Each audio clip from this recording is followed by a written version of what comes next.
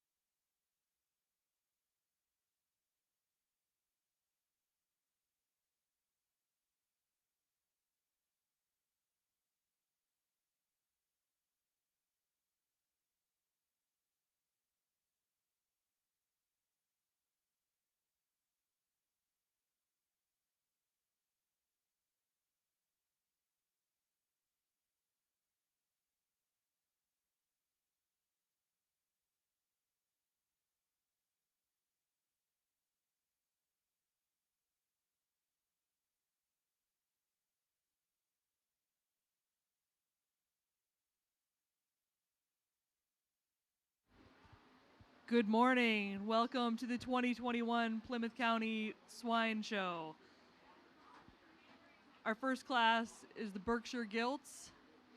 Entering the ring is Sailor Yower, Olivia Fegley, and Carter Moffett.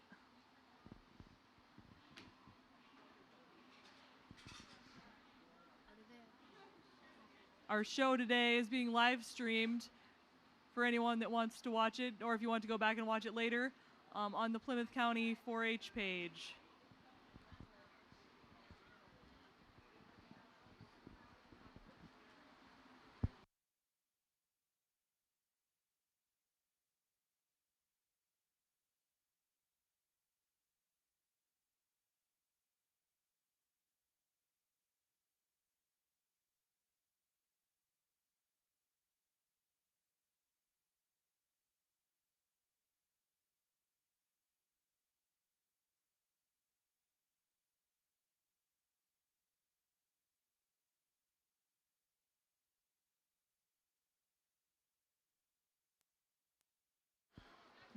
Good morning.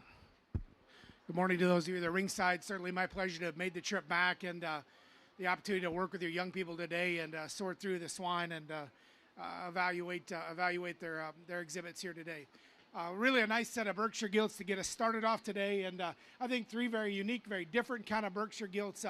And that's hard to do when you think about just having three in the class, have three of them that are so unique in the way they're constructed and so different. I like the young ladies gilt here to my right to win the class, and I think that's the one that when you think about just design and build and correctness and skeletal design and then body cavity and width and then balance and look, that's the one that puts all those things together. That's the bold chested, that's the square made one that's muscular down her top and big out of her rump, and yet when you get off the side of her, she proportions very well. Her height to shoulder and hip match very well. She's extended in the fore portion of her body. She's extended out through her rump, and so balance and look and design and build kind of all come together. Get in, kind of study the things that are important. Underline's good, vulva's good, gets out and handles the ring well. She's sound, flexible. I like that about her. Young lady's gilt here is going to be second in, probably just a nickel bigger in her frame size than the gilt that we start the class with. And if that's something that you're hunting, that's the one that maybe does that just a little better. To get that, we got to give up quite a bit of power. As far as just natural spread and width, natural turn to her forerib, natural just shape and dimension and just body turn. This one gets just a little flatter in which she's constructed. Maybe not quite as powerful when you get right in behind her. Maybe just a little flatter in her underline, particularly in the front couple there, than what we find particularly in our class winner. Young man's got a really nice gilt that's flexible, sound, gets out and moves well. That's maybe the biggest structure gilt of the class as far as the bigness of her forelimb, the bigness of her foot, and the one that's probably got the most just substance that way. I think you can see every ringside she gives up some just from a power and mass standpoint. Not as just as bold in the way she's constructed, not as shapely in her center body. So a little give, a little take inside of those, but I think really a nice class. Let's get us started. Let's give all these young exhibitors a great big round of applause, please.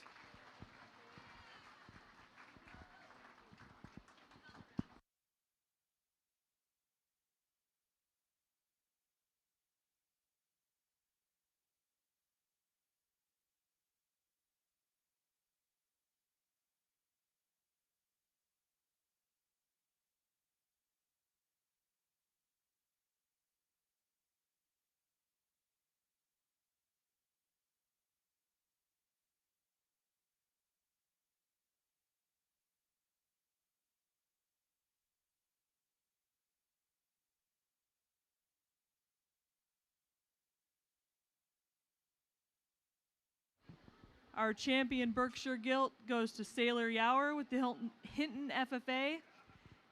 And the reserve goes to Olivia Fegley with the Akron Westfield FFA. Now entering the ring are Duroc gilts, Hayden Bulkey, Brady Allen, Matthew Kolbaum, and Cale Moffett.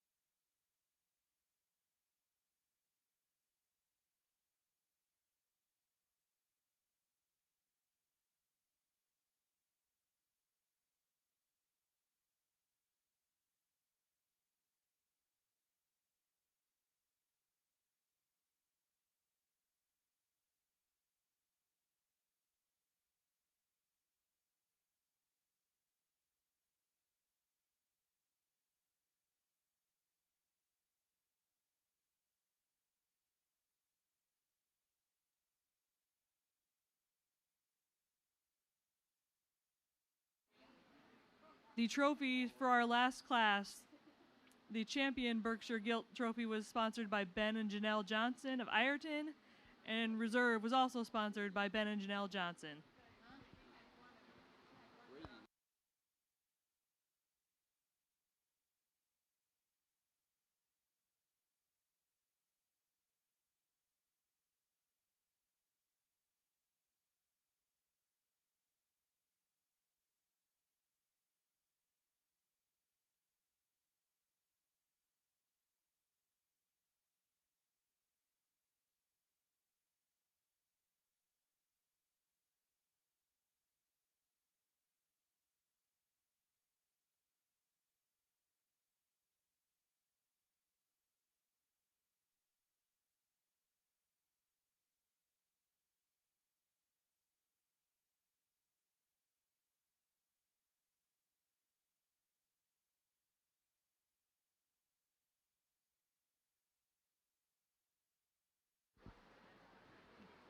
Just like in our Berkshires, really another excellent set of gilts to sort through and quality all the way throughout. I like your young man's gilt to my left right here to go ahead and start the class. And I think if you study that particular gilt, that's the one that resembles the gilt that I used to start the Berkshires.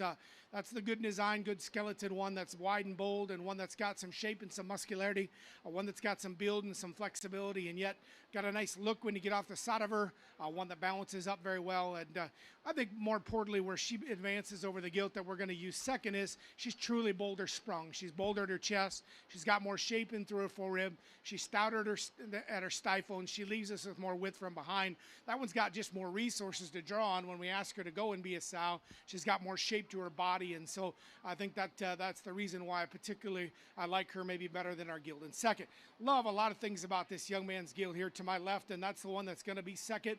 I think if you study that one, you really have to appreciate the depth and the depth of rib, depth of heart, and the central body depth that gilt's got. When you just look at her from the side, casts a really nice silhouette, and one that's certainly very functional from a skeletal design standpoint. I think the difference between her and our eventual class winner is just natural body shape as far as the actual turn to their body. Deep is one thing, shape out, shape of rib, thickness of stifle, shape from behind. That's where that gilt gives up some relative to our eventual class winner, and so that's the difference. We get down to this pair of gilts. I like the young man in the to my right here to come in third, and I think again one that complements our top two as far as skeletal design and flexibility, one that gets out and moves well. I think her advantage over our gilt that comes fourth is just in her hind leg. She's more correct in the way she uses her hind leg. She gets out and flexes just a little better. Young man in the blue shirt that's going to get in fourth, or his gilt's going to come in fourth. Like the front 2/3 of that gilt really well. She's bold, she's wide, she's muscular behind her shoulder, get into the rear third of her body, doesn't want to handle her hip and hind leg quite as well, wants to push outside of herself just a little bit. Another excellent set of gilts. Again, let's reward them and give them a nice round of applause.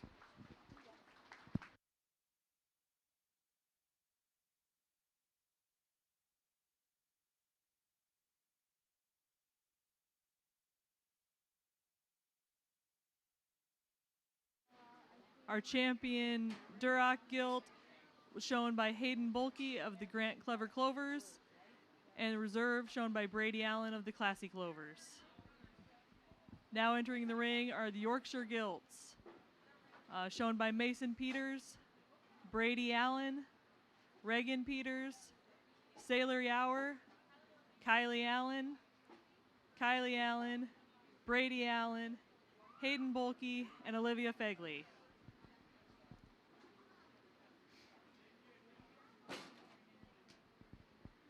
Our judge today is Dan Lane from Elkader, Iowa.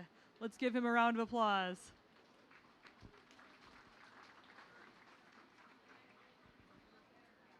We'd also like to thank our swine committee. Superintendent is Joe Rada, assisted by Brad Harvey, Scott Firehelm, Joe Kesnick, Brady Marino, Derek Tenaple, Clint Kesnick, Ben Johnson, Andy Schrader, and Jim Hitchler. Let's give them a round of applause also.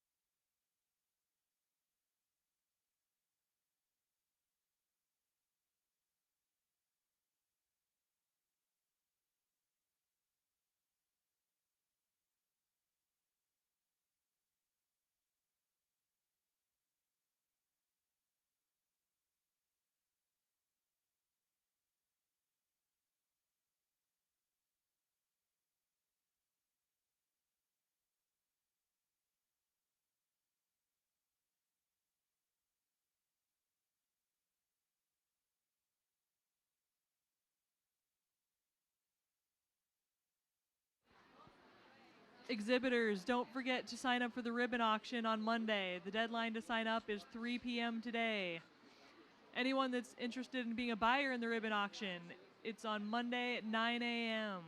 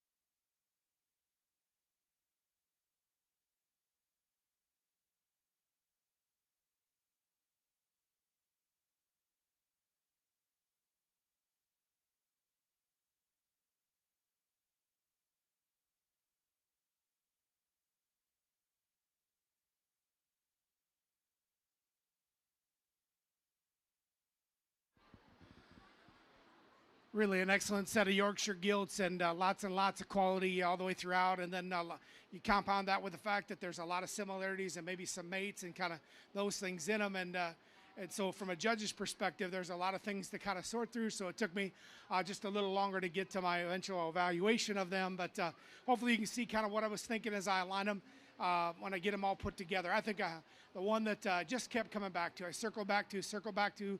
And honestly, young man, I tried to beat her because initially I thought this one maybe was not quite as good in her top line. But then when you kind of just keep coming back to this one, this is the stout featured, square made one that's muscular, got the biggest squares tip. She's the boldest when she gets away from you. She's the best set in through her full rib. She's the one that gives us the shape and body and build, and yet the look and balance that we have, that we need from the side profile, the flexibility of design and the flexibility of motion and the way she uses her feet and legs. She's got the biggest forelimb. She's got the squarest chest. She is the boldest, squarest, widest one that's the most flexible and yet the most comfortable in the way she comes and goes. Her advantage over the gilt that comes in second is there's simply more of her in this portion of her body. I said to the young lady, I really like the front 2/3 of this gilt. She runs out of rear end, and she just laughed and said, yep, you're right. And that's a good design, good skeleton gilt that's really flexible in the way that she uses her feet and legs. Got a big chest, got a really good shape in through her forerib, really got a great silhouette when you get off the side of her, balances and proportions very well. Again, runs out of butt when you get right in behind her. We just need to give her a shot more right in that portion of her body. Different kind of deal, and this is going to signal a change. We get into some feet and leg issues that we're going to sort through here just a little bit. This one is different than the one right above her in that That is a little bit more powerful gilt that's got just a little bit when you get right in behind her. The problem is, and particularly when you look at her left hind leg, she wants to set her skeleton outside of her body cavity. And by that I mean she uses her left ear hock from time to time, actually wants to sit outside of her. And I said to the young lady, I said, what would it be like if you had to go all day long and you couldn't use your knees? She said, well, it'd be pretty hard to sit down at night. And that's really what's kind of happening on this gilt. When we can't use our skeleton the way that it's designed, eventually that's going to bear on them, and it's going to make them harder for them to function as a sow, and that's really what gets this one hooked up from that perspective. Same is going to be for the young lady one that's going to come out next, is one that maybe we get to like the front 2/3 of this one really well. It's got a good build and a good design. Want to change one of its hocks and make it just a little bit square the way that he goes away from us. But again, one that's good from just a level, square perspective, one that's good down her top line, good out of her rump, that perspective. But again, want to just secure that one's hock just a little differently, particularly when you get right in behind him. I'm sorry, I need to be appropriate that way.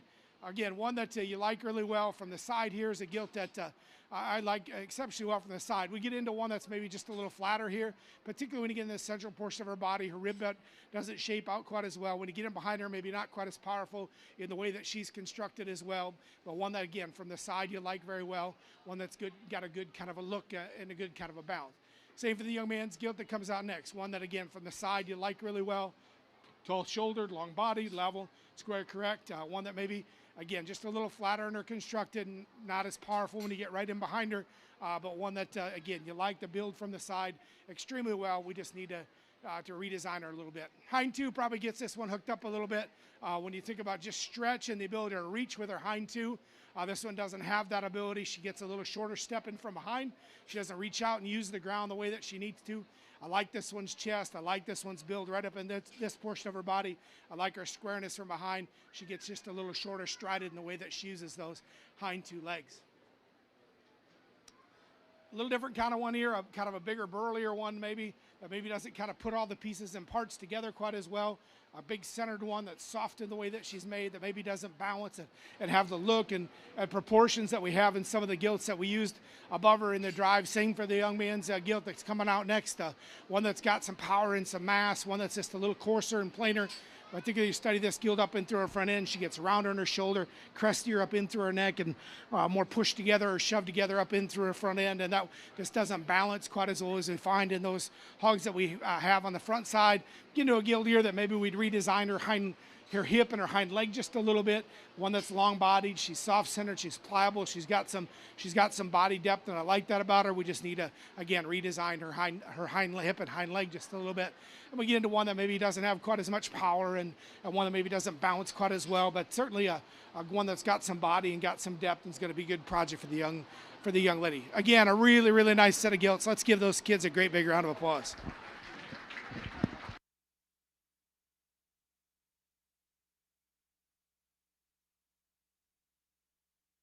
Champion Yorkshire gilt goes to Brady Allen.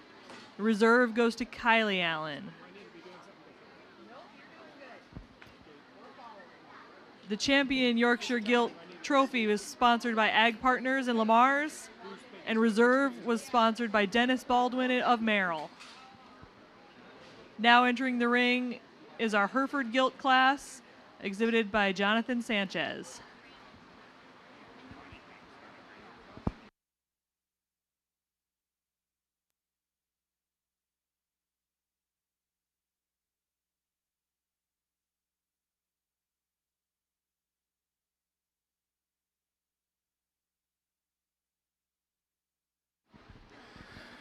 Just one Hereford in our Hereford division, and that's unfortunate because this is a really nice Hereford gilt. A breed that had been long labeled as a heritage breed and kind of been left along the wayside has kind of made a resurgence in the club pig world just a little bit, and it's pretty neat to see them kind of find their way back, and their registration numbers are up, and kind of found their way into an association, are doing some pretty neat things. This is a really nice gilt. This one's got some chest, got some body, got a good silhouette. Her top line, her hip and shoulder match really well. Flexible in the way that she comes and goes, uses her skeleton. Yet she's extended in the foreregion of her body and's got a nice head and neck, and so really just puts a lot of good things together. Very nice Hereford gilt. Let's give our young man here a nice round of applause.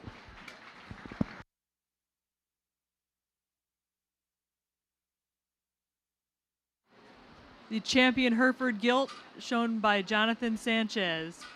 The trophy is sponsored by Nojava Ranch of Lamar's.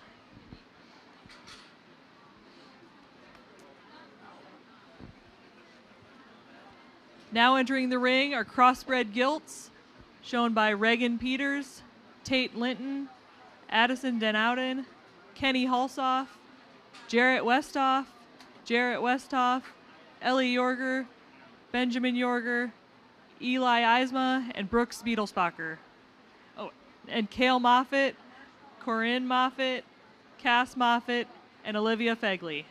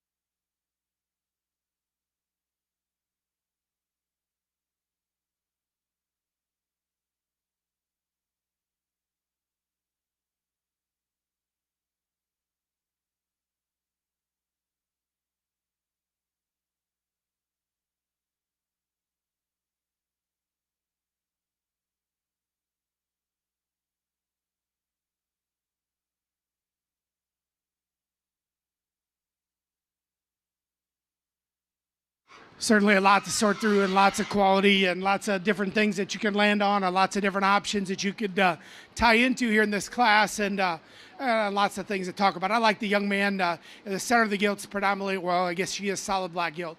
That's the one that combines density and squareness and mass and look and balance and flexibility. I think one that comes at us is busted open as any and is square up over her top and is good in her rib shape and big out of her hip.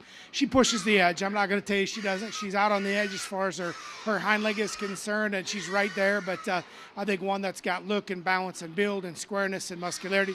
She's stouter featured. She's got a bigger foot and forearm. She's got more hind limb substance than the gilt that comes in two. The young lady's got another really nice, predominantly black gilt here. That again, one that is busted open, square, muscular, and got a good look. Got a good ring presence. A young lady does a great job of getting this one shown as well. Heads up, got a great build from the side, flexible. That one's got shape and rib and body and muscularity. Is she a stout in her bone work? A stout in her feature is the gilt that we started with? No. Is she is tall at the point of her shoulder? Is extended up into her front end? No, and that's kind of the difference between the two. And we change gears totally. We're going to change gears totally, but that doesn't mean they're not high quality. They're just different. And quality comes in lots of different shapes and sizes. You can't get yourself windrowed into saying that quality only comes in one shape. This one is very, very high quality. She's very, very, very different, but very, very high quality. That is as tall-shouldered and as extended of a gilt as you're going to find. That one's extended up through the foreportion of her body. Got a huge blade, got a huge forearm, really flexible in the way that she comes and goes. Does she have enough? That's the question you got to say to yourself. Is she powerful enough? Because when you get into the center of her body, that one gets pretty vertically built. When you get in right in behind her, she kind of goes away from us, doesn't have near as much into the rear third of her body cavity. That's what gets her hooked up. That one's high quality, just high quality in very different ways. Same for the young lady's gilt here. Very high quality, just very different. Really sound, very flexible, very much like the gilt that was right above her, maybe not as stout in her bone work. But again, extended, look, balance, build, design, very, very good. Not as powerful coming and going as we find in either of those two gilts that we started with, but very high quality, just for very, very different ways. Same goes for the young man's gilt that's going to pop out next. Very, very, very different, very, very high quality, but very, very different. This one is as stout-bladed and as big forearmed and as square-chested as you can actually make one. I mean, that's a bold-chested, big-bladed, stout-footed, square-built one that's got a tremendous center engine. We talk about just shape of rib and bigness of back and squareness and muscularity. That one is as good as you can build one. Get right on top of her, and that one is bold, wide, and stout. Get in behind her. She wants to let her hocks get outside of her just a little bit. We want to lay her back in her blade just a little bit and make her just a little bit more flexible. Young lady's got one that's, again, very high quality, but again, very different. A more moderate one that's really got a great shaping through a rib, and one that's just square. When you get right in behind this one's shoulder, her openness of body cavity is incredible. Get into the rear third of that one's body, and again, one that we need to redesign her hock placement and make her just a little bit different in the way that she goes to the ground. I'd extend that one a little bit up in through her front end, elevate her just ever so slightly at the point of her shoulder, offer her a shot of structure to make her bounce. Young man's done another high quality one that again has got a big chest, a big blade, got some muscle, got dimension. One that again, we need to redesign the hip and hind leg on. We need to make this one just a little bit more flexible, but as far as build and design up into that front portion of her body, she does lots of really, really good things. Change gears just a little bit. We get into a longer body, more extended one that's got a big kind of square hip in her. This one's a little more forward in her shoulder, wants to be just close up in the body portion of her, lower portion of her body cavity. When you study the base of her rib relative to where she is at the top side of her blade, that one's really big up high and then gets narrowed down low, and we know the inversion is not a good situation from that perspective, and so you need to spread this one down low to match what she's got up high if we're going to make that one a little bit better. Young man's got a powerhouse from a mass and dimension standpoint, and her angles are right. I don't know what happened to her here, but you study the set to her shoulder. She's probably better set in her blade and her front end from a shoulder set and angle standpoint than maybe the gilt right above her. And that one's got good shape, got good rib, got good body. She's big out of her hip and rump. I think she'll come out of whatever happened to her. I think that one's really got a good future. We just unfortunately didn't get to see it here today. A little rounder, coarser one that's plainer in her head and neck. She's drier at the top of her chine and just a little bit more past her prime from a maturity standpoint. That one's blade gets up and her chine gets at the top of her blade. And she just doesn't have the balance and look that we used in the gilts that were right above her. She's not as powerful as the gilt that was placed right above her. Young man's got a super sound one that simply needs to have just a little more ribbon body. She's very flexible, comes and goes really well, just a little harder and harsher in her overall design. We need to offer that one just a little bit more shape, a little more body, a little more dimension. Same for the young man's gilt. One that's big and long and extended, that simply needs to have more just body dimension, needs to have more flesh, more ability to just get out and flesh and function from that perspective. As we end up here, we got two very nice gilts here on the bottom side of this class. Both of them have quality as far as just their build and design, but neither of them probably have the mass and dimension, the volume and muscle that we had in those gilts on the front side of the class. Really an excellent set of crossbred gilts. Let's give those young people a great big round of applause.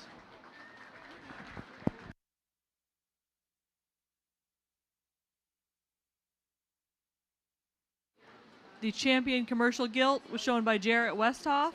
The reserve was shown by Addison Den Ouden.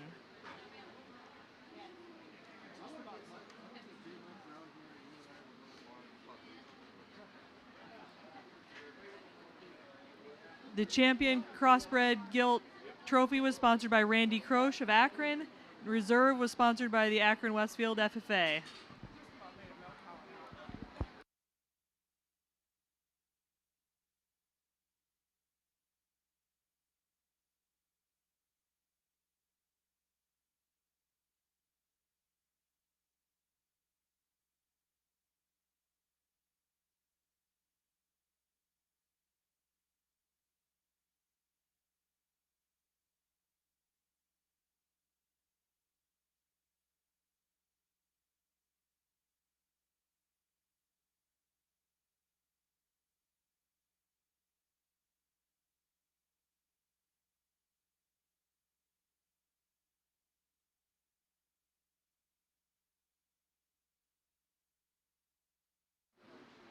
Now entering the ring are all the class winners.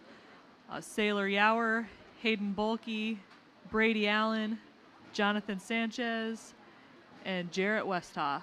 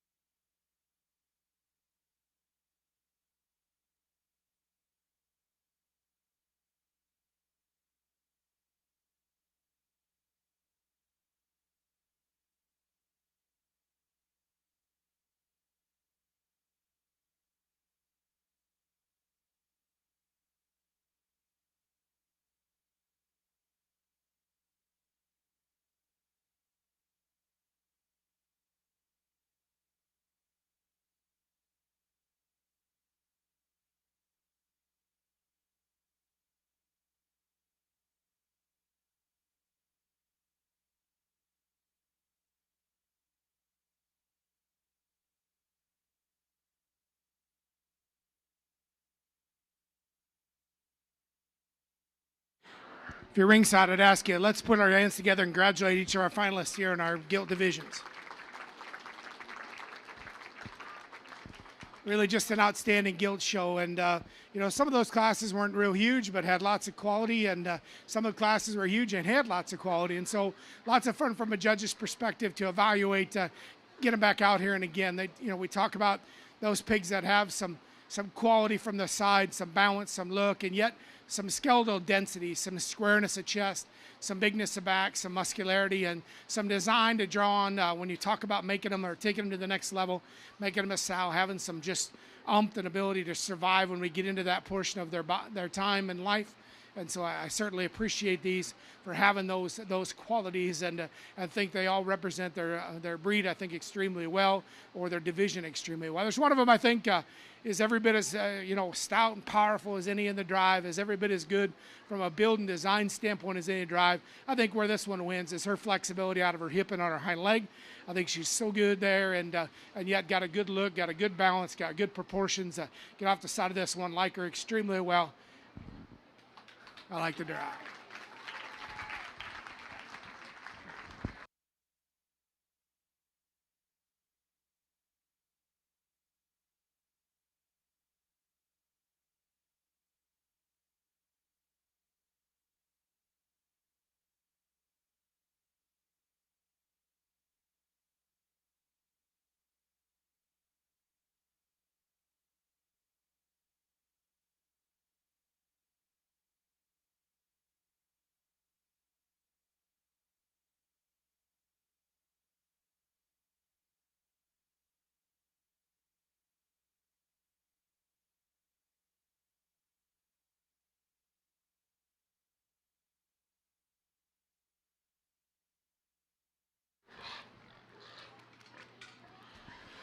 We had in that second, in our Duroc division, we talked about this one having just a great skeleton, really, really deep in her heart, and deep in the way that she's made in the central portion of her body, but maybe not being quite as busted open, not quite and have the natural spread and shape and muscularity about her.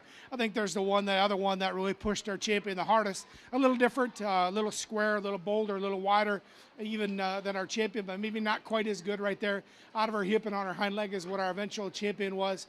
But every bit as good from a quality and build and design standpoint. We just need to change this one a little bit in her hock, and then we go ahead and use her. I think stout, wide, bold, powerful.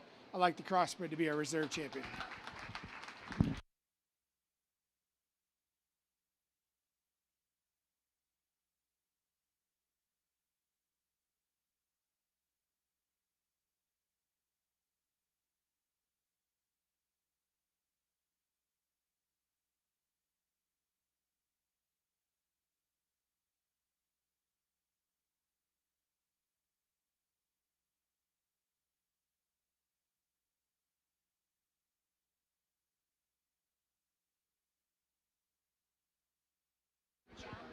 The champion breeding gilt shown by Hayden Bulkey of the Grant Clever Clovers, and the reserve shown by Jarrett Westhoff of the Grant Little Giants.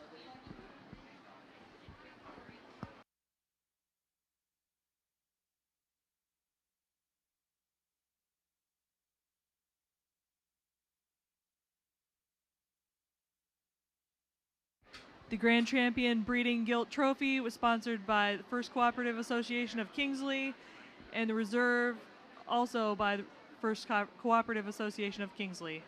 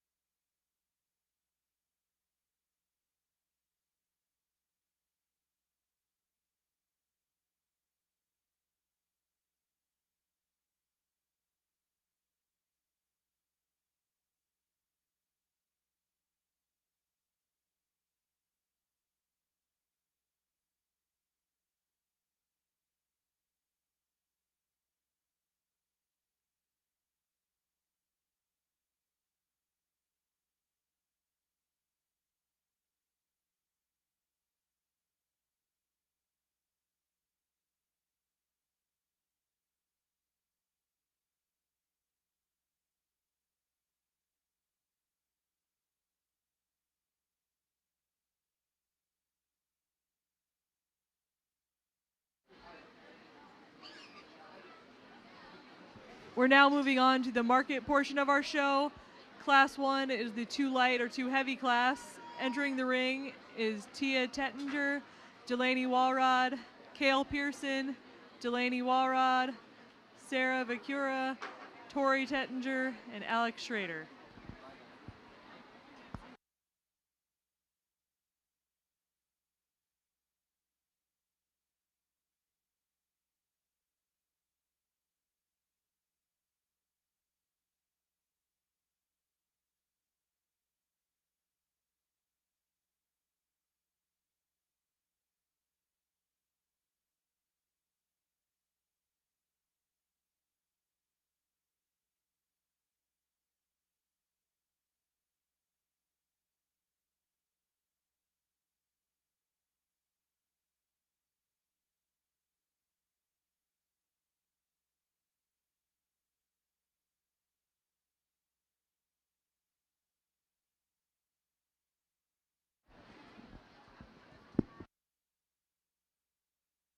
This is our over-under class as we get into our market division. So these pigs are either too big or too small to kind of be in that fighting weight from a show perspective.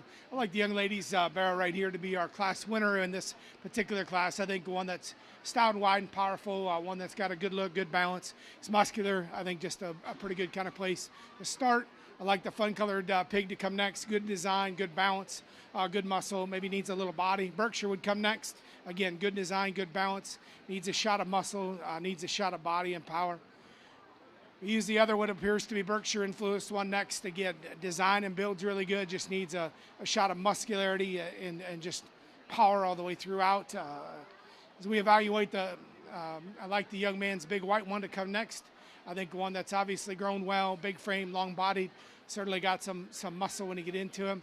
Then we have the other two predominantly white pigs here that we need to evaluate. I like the young lady's pig right here to come next, the most correct from a build and design standpoint, the levelest, and probably got just a little bit more muscle than the other young lady's gilt or barrow here that probably is just a little narrow in its construction, doesn't have that natural width of skeleton or body. So really a nice set of pigs. Let's give our over-under participants here a nice round of applause.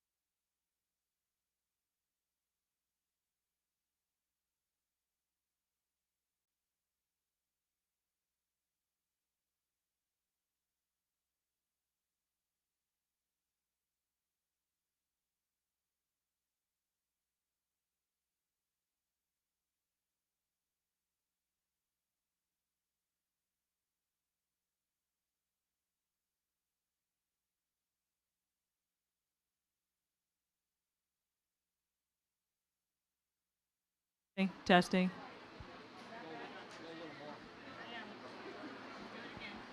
Testing, testing. That sounded loud.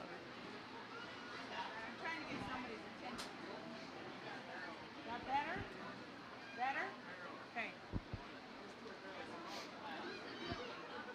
Now entering the ring are Class 2 market gilts, Cale Pearson, Braylon Denowden, Addison Embry, Brooks Beetlespacher, and Bailey Schoenfelder.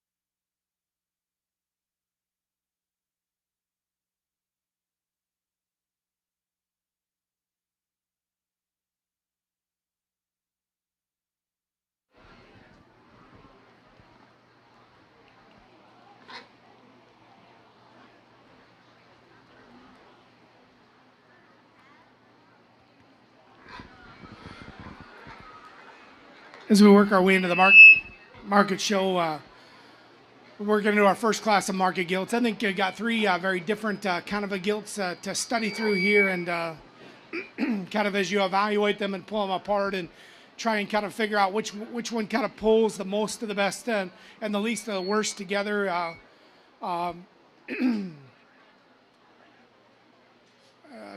To find the one that wins the class. I think the one that probably combines the most of the best and the least of the worst. I like the young lady's gilt here to my right to go ahead and win the class. I think if you study that gilt, that's the one that, again, design is correct, level, square over her top, big out of her rump. She's a gilt that's square-chested coming at you. She leaves you with muscle from behind. She's sound and flexible. Where's her advantages? Compared to the young lady's gilt right next to her, she's got more rib and body. She's deep in her flank. She's more correctly set on her hind leg. Compared to the young man's gilt, she's more extended in her frame. She's bigger in her outline. Again, she's more correctly set on her feet and legs. She's got a more correct set to her hip and hock, and she's every bit as muscular. Not as big in her body. That's where the young man's gilt that comes second has got an advantage. That's a big centered one with lots of rib and body and power. She's got lots of mass and dimension. Wants to get just a little outside of herself from behind, push this particular left hock outside of her skeleton and plants that way too far out there, and that's where her disadvantage comes, and that she's just not as truly flexible. Young lady's got one that, again, you like the side build up very well, very highly presented, one that she too wants to put her hock outside of herself from time to time. It's a little drier in her build and maybe doesn't have that just center body that we found in either of those two gilts that we used above her. So really a nice set of market gilts. I think a combination gilt to go ahead and win, and then kind of sort the pieces and parts in the next two. Again, let's give our young exhibitors here a great big round of applause.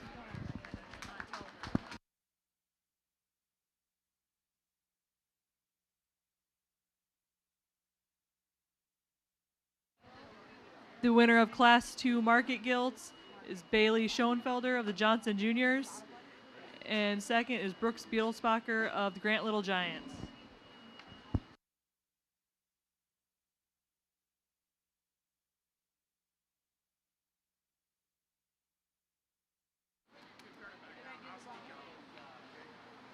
Rather be mobile and speak up. Yeah.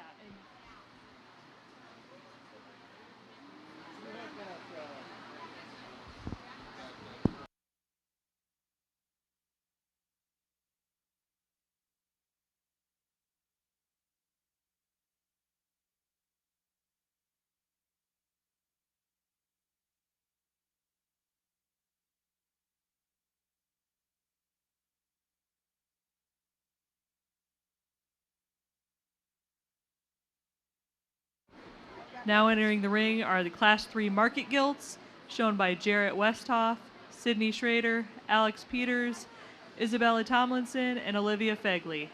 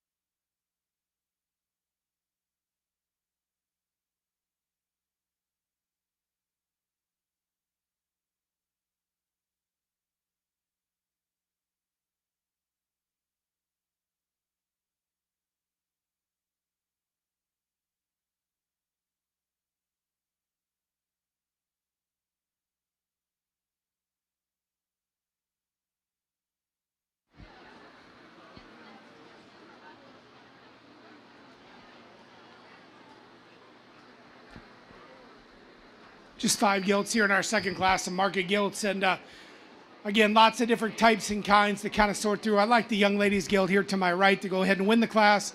I think if you study that gilt, that's again the one that builds and designs extremely well. A stout featured gilt that's wide and bold and muscular.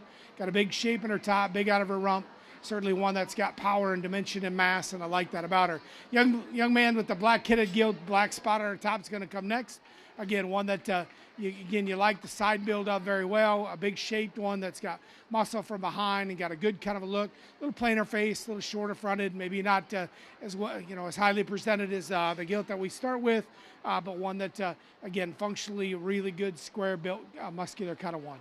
Young man's got the blue one that's going to come third, and one that you like the shape of muscle on this one's top, and you like the stoutness of bone of this one. Maybe dries up just a little bit in the lower portion of her body, a little plainer up in through her front end. She's not as three-dimensional as we find in those gilts on the front side of the class. And we get into 2 predominantly white gilts on the other end of the ring. I like the young lady's gilt with the black spot closest to me to come next. That one's, again, leveler in its design, better behind its shoulders, got more shape and muscle when you get in the center portion of its body. We end with the young lady's white gilt here, a big frame, long-bodied, fast-growing gilt, one that maybe just doesn't kind of put all the pieces and parts quite as well together. My congratulations to those young kids. Let's give them a great big round of applause.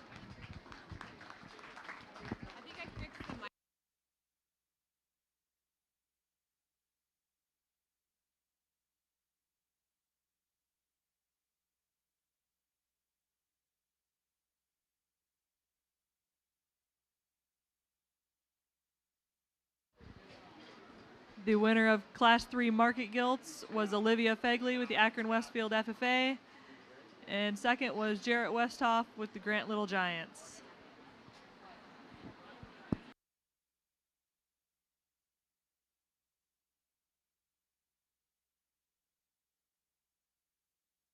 Correction, second was Alex Peters with the Stanton Lucky Clovers.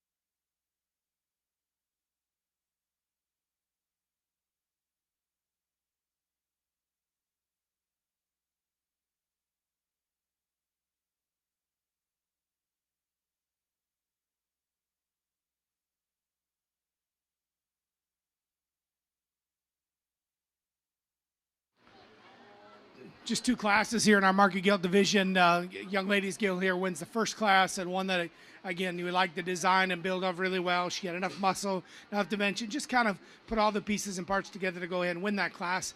I think if you compare her to the gilt that wins the second, maybe not quite as stout and powerful, not as bold and muscular. I think the gilt that wins the second class, that's a stout, burly, wide, good built one that's flexible and's got a good look when we get off the side of her. She'll be our champion here in our market gilt division. Congratulations.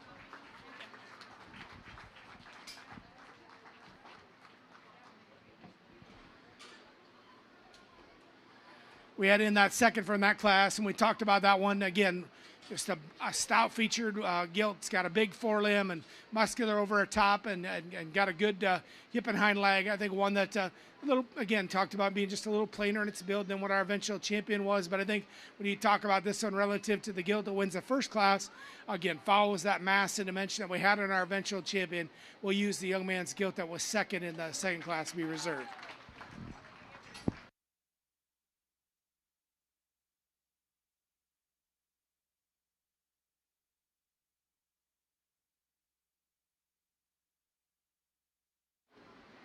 The Grand Champion Market Gilt shown by Olivia Fegley of the Akron Westfield FFA, and the Reserve shown by Alex Peters of the Stanton Lucky Clovers.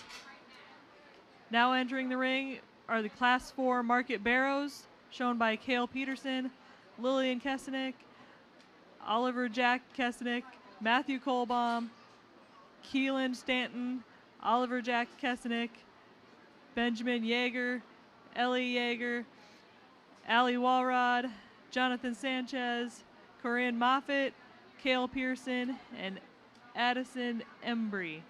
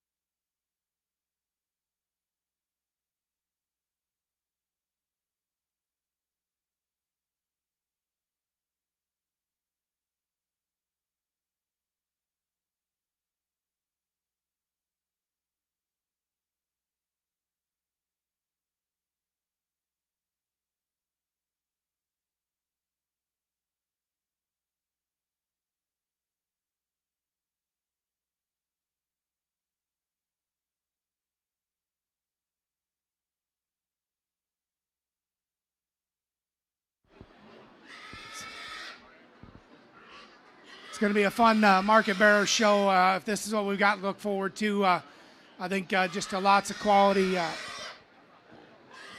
Lots of quality here in our first class, but that being said, there's one of them that just kind of blankets them. I think you study the barrow that we used to drive the class off with. That's a good body, good dimension one. Square over his top, and yet really got a great look when you get off the side of him. He balances well. He's got a great build. You get on the underside of him, and the bottom matches the top, and he's bold at his chest. He's big over his top. He's big out of his rump. Put him in motion. He uses his skeleton well. Got a tremendous shape in his forerib. Study the way this one, for those of you that are maybe not pig breeders, study the way he comes out of his shoulder into his rib. He's got an amazing shape to his forerib. And then you study the way that rolls up into his top, and that it's really square behind his blade and comes out of his hip and maintains that squareness all the way throughout. Motion's really good. I think just lots of quality in that one. He's got more length aside. He's got more extension. He's stouter in his bone and feature than the young man's barrow here that's going to come second. This is a big centered, big engined one that's really got a good deep forerib, deep flank. It really got lots of body inside of this one. Not as shapely when you get right behind his shoulder. Not as big when you get right out of his rump. Certainly not as stout in his bonework as the barrow that we used to do in the class. Young man's got a fun-colored one here that has got big legs and he's got muscle. Maybe not as, kind of comes in looks like to me at some point he was maybe stepped on as a young pig, because he's kind of got that wrinkle in his shoulder and right there where he's got a kind of a scab in the way that he's made right in there behind his shoulder. He's square up over his top. He's big out of his rump. He's muscular when you get behind him. He's not as balanced. He's not as extended. He's a little more mashed up into his front end, as we find in those two that we used to drive the class off with. But I think one that's very stout, very muscular, very wide. I think he very much fits the pattern of the ones that we drive off with. We get a little plainer built one that comes next and wants to get a little drier behind his shoulder. And by that I mean if you look at the top of his blade, his chine bone wants to work its way up out of the top of his shoulder. That's an indication of maturity, and so that barrow's kind of maybe starting to show just a little bit of his age from that perspective. Maybe doesn't balance quite as well. He's a barrow that maybe is not quite as stout, not quite as muscular as we find in those barrows above him. Where does he have his advantage over the Duroc? He's simply bolder in his rib. He's bigger in his center. He's got just more center flesh and dimension all the way throughout him relative to the Duroc barrow. Bigger outline Duroc barrow comes next. He's taller at the point of his shoulder. He's longer. He's more extended. He's bigger in his bigger skeletal build. He's not as massive, he's not as wide, he's not as bold as we find in the barrows that we used to this point. I think relative to the barrows that remain, that hog's got some muscle, he's got some shape, he's got some thickness, a stifle, he's got some length and extension, he's got a big forelimb, got a big foot, and so to me, he's the one that kind of fits the pieces and parts together. Get a rounder built one that comes next is a little more rigid out of his shoulder and front end. He's a little more rigid out of his hind leg. And by that I mean he gets a little more stilted. He doesn't reach and use his skeleton the way that he needs to. He gets just a little more like this. And so we need to loosen that one up and let him go just a little better to make him more flexible. We got the grumpy one to come next, the one that just maybe didn't enjoy his time here in the ring quite as well, but a young lady did a nice job keeping his head up, having a good kind of a look and good kind of a balance. So you can see he's maybe just a little drier in his build. He's not as bold as stifle. That one's got a neat build, a neat look from the side, really got a good proportions. And by that I mean his shoulder matches his hip. He balances extremely well when you get right off the side of him. He's just not as powerful. He's not as bold. He's not as wide. He's not as three-dimensional as some of the hogs above him. Big centered Hampshire barrow comes next. Really got a good deep kind of a rib, deep kind of a flank. Certainly one that's got some center body inside of him. One that's got some just mass in that center portion of his body. Get on the top side of his skeleton. He maybe doesn't match as well. Certainly when you get right in behind him, we run out of gas when you get right into the rear third of his body. He's not as muscular right in that portion of his body. Really a good built Berkshire that comes next. Study the shoulder and hip and the levelness that this barrow's got. His design and build from the side is exceptionally good. I think relative to the remainder of the drive, that's the one that uses his skeleton the most appropriately. His feet and legs get out and work and he gets around the ring well. He's got a deep heart, got a deep flank. He's not as muscular. He gives up the mass and power that we had in the barrows above him, but he fills the design and build, the correctness of skeleton and design that we had in all the barrows above him. Red barrow is really wide and bold. Lots of power, lots of mass in this one. Not good enough from a build and design standpoint. He's not good enough out of his hip and on his hind leg, but he's wide. He's stout. He's bold, and I like that about him. We just need to redesign its feet and legs. Then we get into 4 pigs that are 3 pigs here that are pretty similar in their overall build, and there's some give and take in kind of how you want to align them. They're bigger, they're longer, they're more extended, they're a little drier, they're a little flatter, they maybe just don't have quite the mass and dimension all the way throughout, but they're flexible, they're sound, they get out and they move well, and so that gets them where they are. Really a nice set of market barrows. Let's give our young exhibitors here a great big round of applause.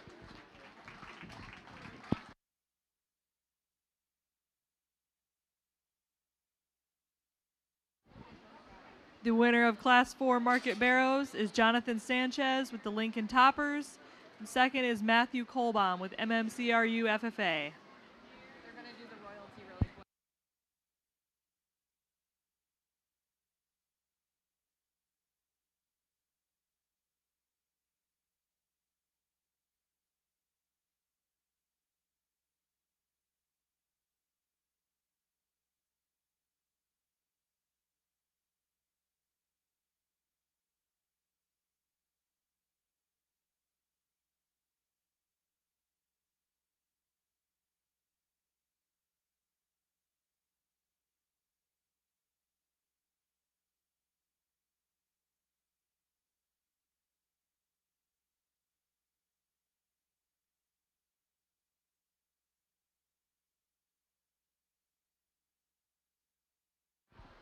Good morning, everybody.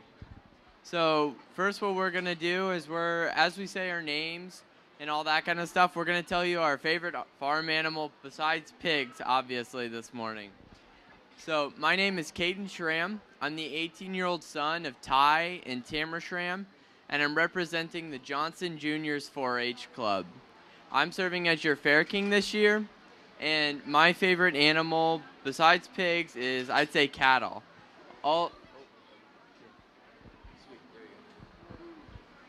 Hello, I am Samuel Bowen, the 18-year-old son of Derek and Yvette Bowen, and I am representing the Grant Clever Clovers 4-H Club. I am one of your fair princes this year, and my favorite animal has to be sheep. Morning, everyone. My name is Cale Moffett. I am the 16-year-old son of Brett and Rebecca Moffett. I am representing the Akron Westfield FFA chapter, and I am this year's Mr. Personality. We are also missing Jacob Spencer. He's busy right now, and he is one of the fair princes. And my favorite animal besides pigs is probably cattle. My name is Daisy Tyson. I'm 17-year-old daughter of Richard and Holly Tyson, and I'm representing Steady Growers. My favorite animals is horses. And I'm Princess. There you go. Good morning, guys. My name is McKenna Henrich. I'm 18 years old. I'm the daughter of Brad and Michelle Henrich of Akron. I'm this year's Plymouth County Fair Queen and Miss Congeniality, and my favorite animal is a horse. Good morning, everyone. My name is Reagan Peters. I'm the 17-year-old daughter of Chad and Shelly Peters. I'm representing both the Union Vikings 4-H Club and the MMCRU FFA chapter, and I'm one of your 2021 Plymouth County Fair Princesses. My favorite animal is cattle.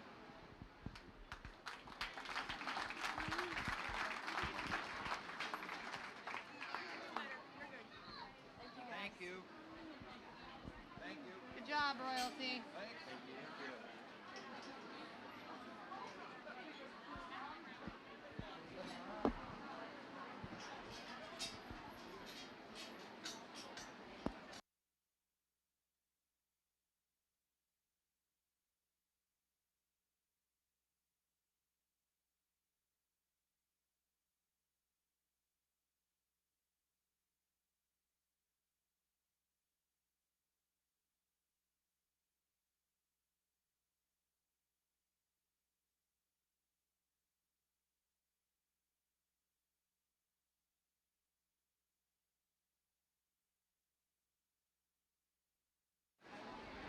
Now entering the ring are the Class 5 Market Barrows, Cale Pearson, Bailey Schoenfelder, Jarrett Westhoff, Addison Embry, Bailey Schoenfelder, Alex Peters, Benjamin Yeager, Olivia Fegley, Dylan Schrader, and Cale Moffett.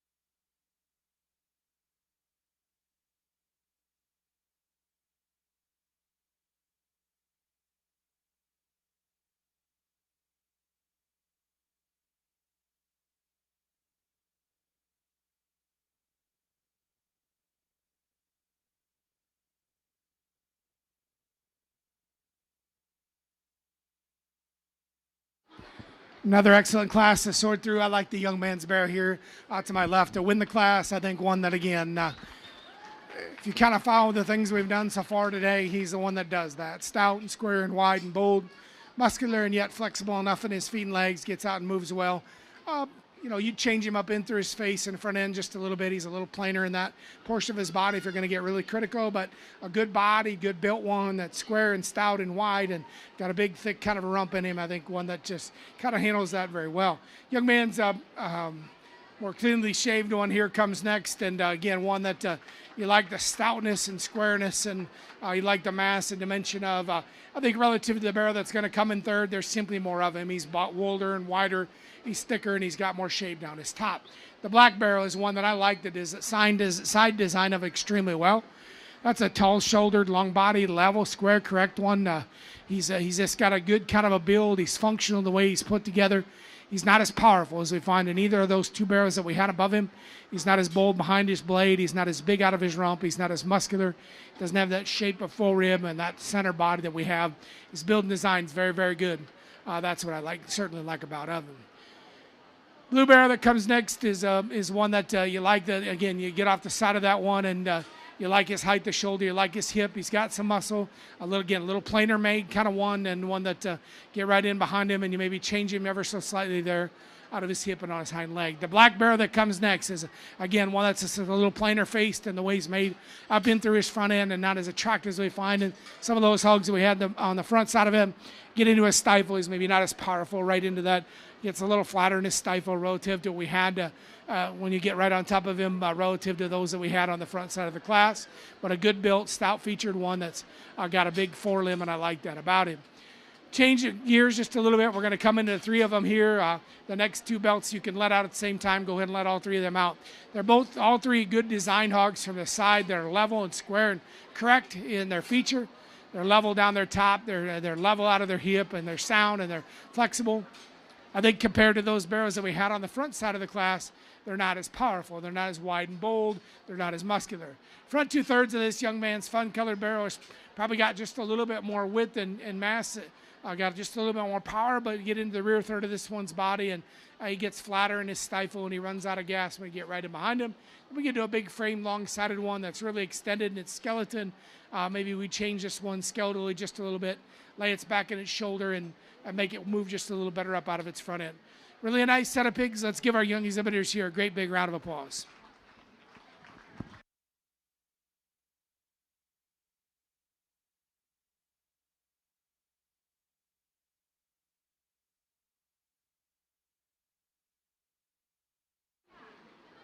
In Class 5 market barrows, first place went to Jarrett Westhoff of the Grant Little Giants. Second went to Alex Peters of the Stanton Lucky Clovers.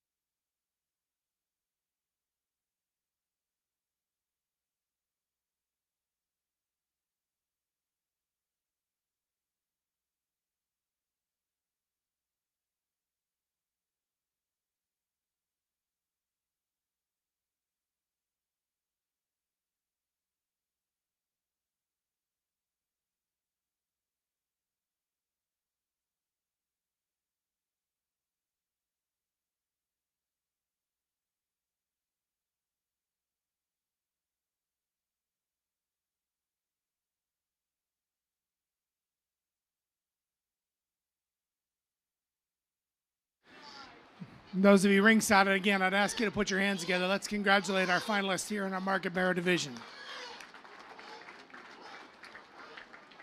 Two really excellent barrows, and two of them that, again, there's some similarities, and then there's some very distinct differences in those barrows. And the similarities, they both are barrows that have quality. I mean, they're both barrows that have the pieces and parts of a quality hog that's exhibited well. They're hogs that have some muscle and some mass, some dimension, and yet still have some look. But you pull them apart and start studying about them. There's one of them that's probably a little better in the way his skeleton kind of fits together. He's truly wider when you get to the ground, and when you get behind him, it truly goes to the ground wider from behind. And get on the top side of this one, and he squares as good as maybe as I've seen as far as coming out of his blade and coming out of the top side of his skeleton, his balance and look and the way he proportions. I like the young man's barrow that wins the first class to be our champion in our barrow division.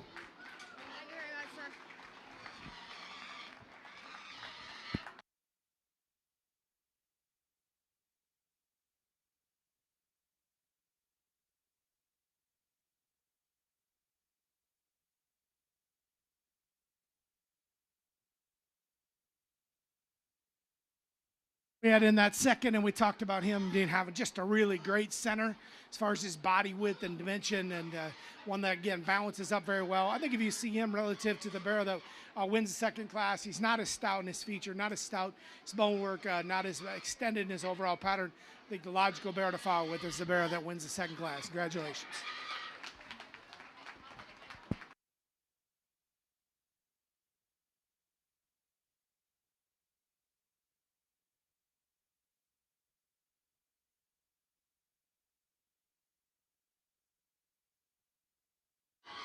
Champion Market Barrow goes to Jonathan Sanchez of Lincoln Toppers. Reserve goes to Jarrett Westhoff of the Grant Little Giants.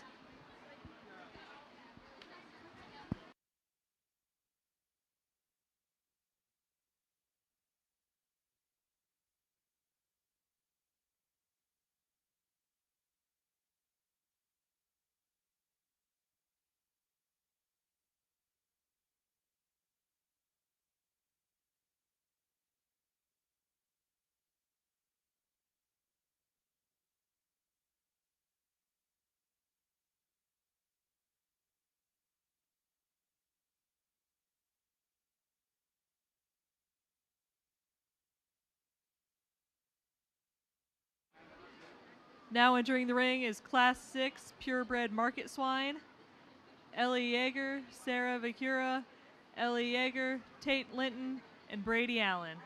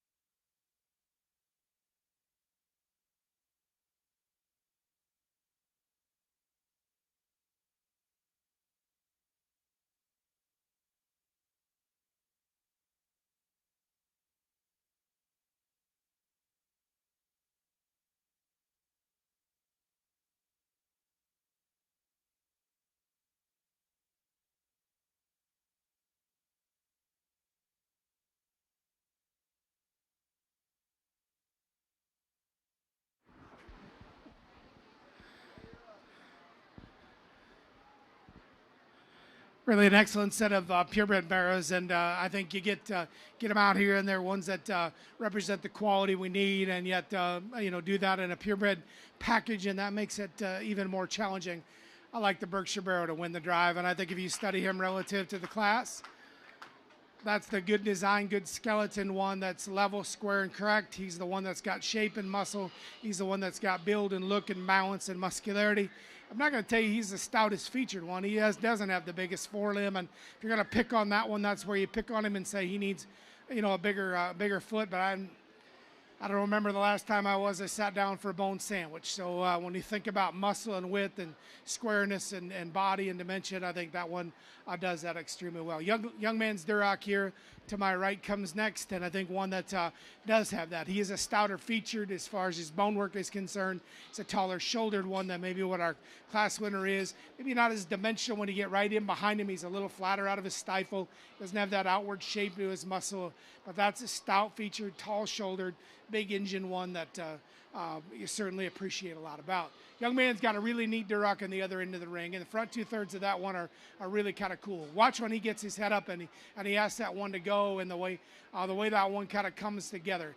Now kind of study how his hip and hind leg kind of work, and you say maybe we need to make that one just a notch different in the way that he goes from behind. He wants to paddle and push himself just outside of his skeleton a little bit, but an awfully good one, tall shouldered, level and square when you get up into the front third of his body. Young lady comes next in the Yorkshire barrow. Closest to me, that's the stout featured, better headed, better fronted one that's bolder chested and's got more muscle. Then we end with the young man's barrow. Just a little plainer when you get right in behind him, and he's one that's not as extended when you steady him up in through the front end. Really a nice set of purebred barrows. Let's give him a great big round of applause.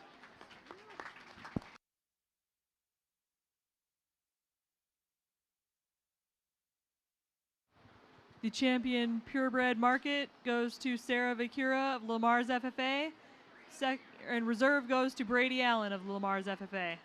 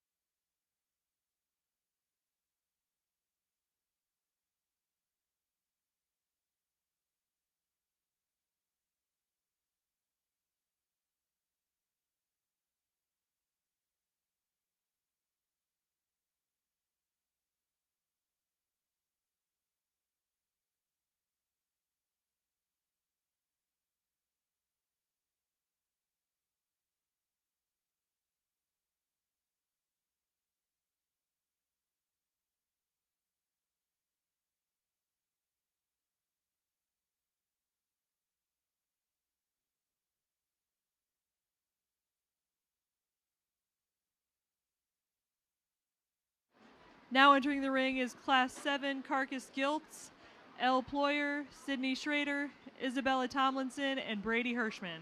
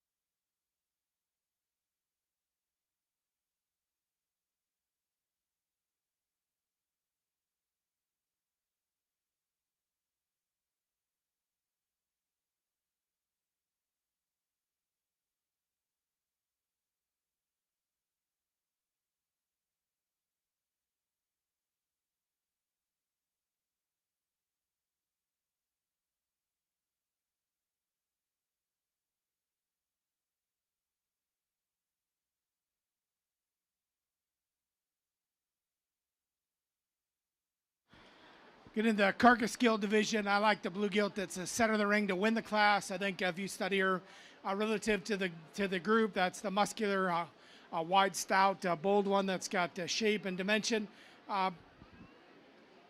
One that builds very well when you get off the side to her, and I think does lots of good things. Like the young man's gilt to come next. I think one that's got a big shape when you get right here in the center of her 10th, about her 10th rib there, and one that's obviously grown well, big frame, long bodied, muscular, but more importantly, one that balances and uses her skeleton, I think, very, very well.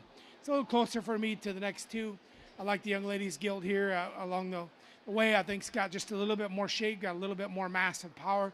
I'm complete with the gilt here to my left. Certainly a sound structured one that looks like she's grown well, but needs just a shot of muscle all the way throughout relative to the drive. And so really a nice set of gilts. Let's give them a great big round of applause.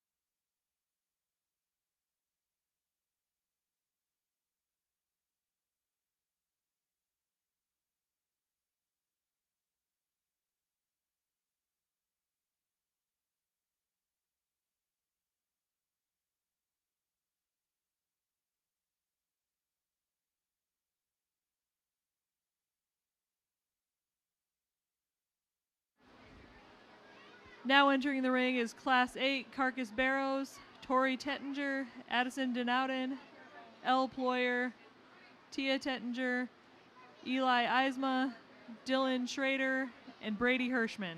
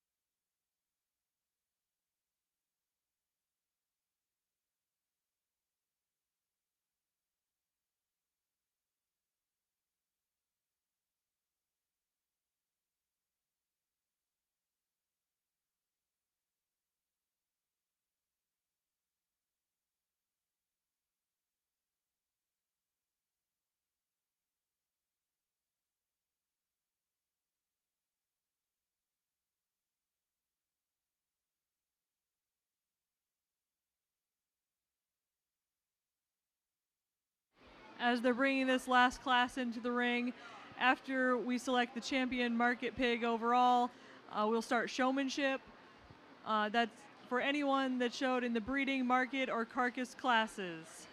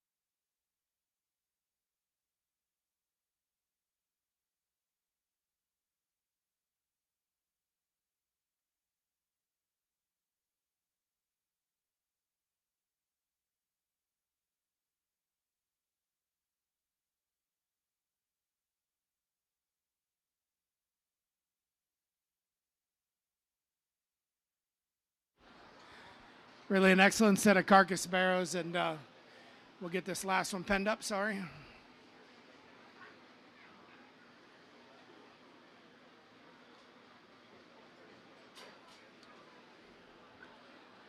As good as they all are, I think it's easily as good to find the one that wins, and that's a good build. Again, one that's really built exceptionally well and got shape, pushes a huge shape up over his top, got a big rump and thick and square coming at you, square leaving you, got a neat look when you get off the side of him. Yet I think he's one of them that probably turns as much shape when you get on his 10th rib. That one's got the biggest square shape when you get right in to his body as any of them in the drive. So build and look is exceptional, and then shape and muscularity, I think, every bit as good as well.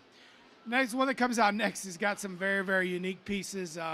One that's as big-legged behind as maybe I've seen and got a big forelimb. He's got shape when you get on top of him, carcass standpoint, that's what we're concerned about. Certainly one that's got muscle when you get out into the rear third of his body. Maybe he doesn't use his skeletal design quite as well. So from an evaluation standpoint, to say we need to try and make thousands and thousands and thousands of them that look like that, probably not what we need to do. But from a shape and muscularity standpoint, I thought he very logically followed our class winner. Young man's got one that's, again, good designed and flexible, not as extreme as far as his muscle as the top two, but certainly got some shape and got some power and got some dimension. Then we change gears and we get into some pigs that are a little bigger in their outline, a little longer in their spine. I thought the young man's barrow was the one that probably had the most muscularity, had the most shape and most dimension of those that remained. You get studying him about his 10th rib, and really he's got a nice turn right there in his top line, and he's a barrow that's big and long and looks like he's grown exceptionally well, and that's what I like about him. Again, one that when you study this barrow, you study him to the remainder of the group, and you get kind of visualizing where that shape and his top line is and what that's going to mean from a loin perspective. I thought that barrow the young ladies got kind of most logically followed. I think it gets a little closer, a bigger frame gilt or barrow here that's longer bodied, and then we end with one that's probably the leanest of those that we've talked about to this point in the white division, I guess you might call it, but one that probably doesn't have as much muscle or dimension. Really a nice set of carcass barrows. Let's reward our young people here and give them a great big round of applause.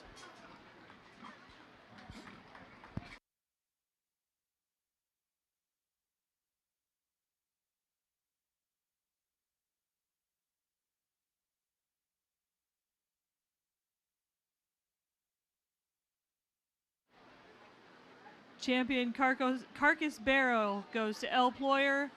Reserve goes to Addison Denowden.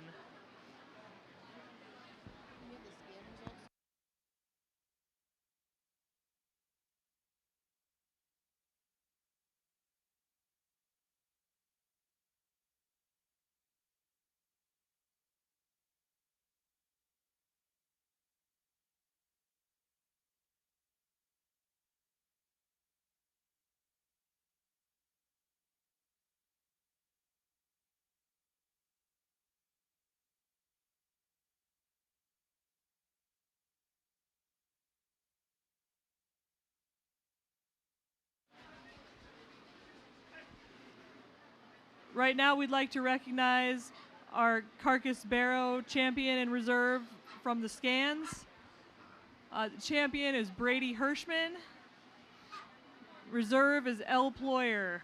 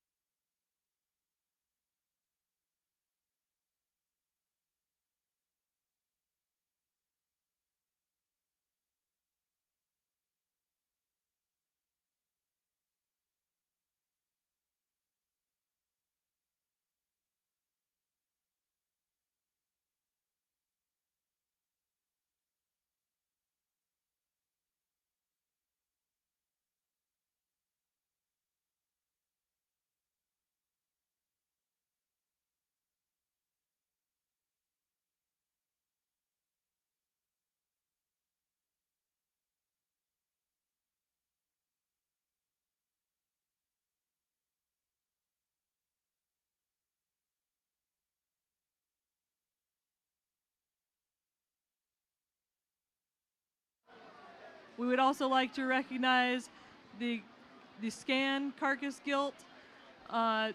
Champion is Isabella Tomlinson, and reserve is L. Ployer.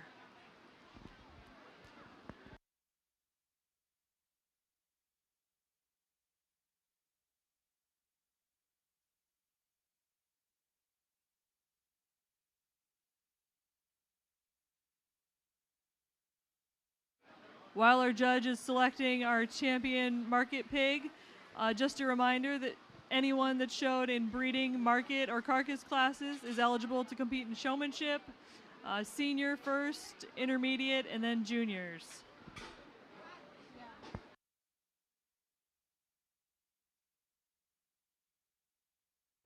So for those of you that are not familiar with the real-time ultrasound process or the carcass evaluation that's done, for those of you ladies that have maybe ever had an ultrasound when you were going to have a baby.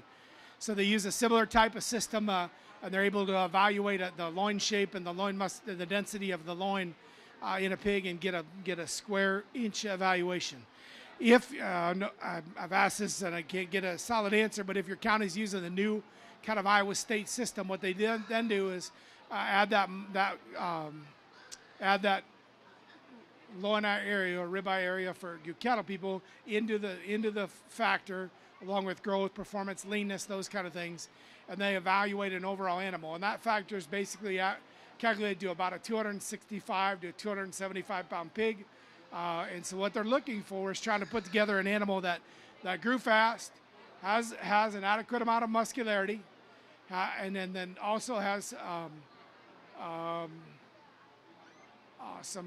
some performance factors that indicate that an animal can get out and grow and do that.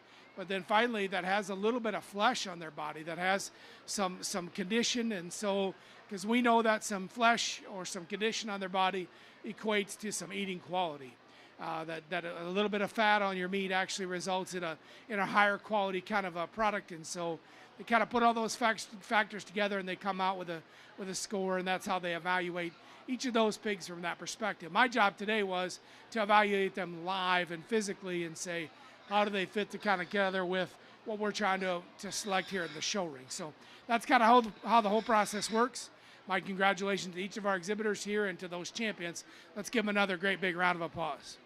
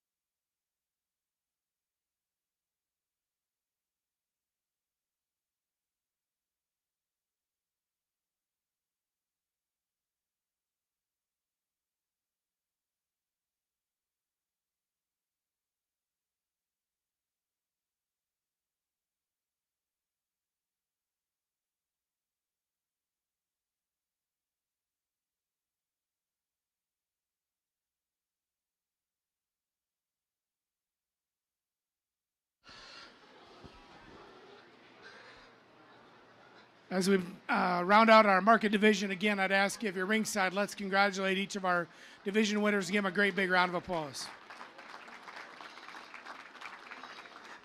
Really an awesome set of pigs to get back together, and you know, each one of these young people have done an excellent job getting their project ready and getting them here and prepared, and get them here in the ring, and they all have the similar kind of build and look and design, flexibility and muscularity.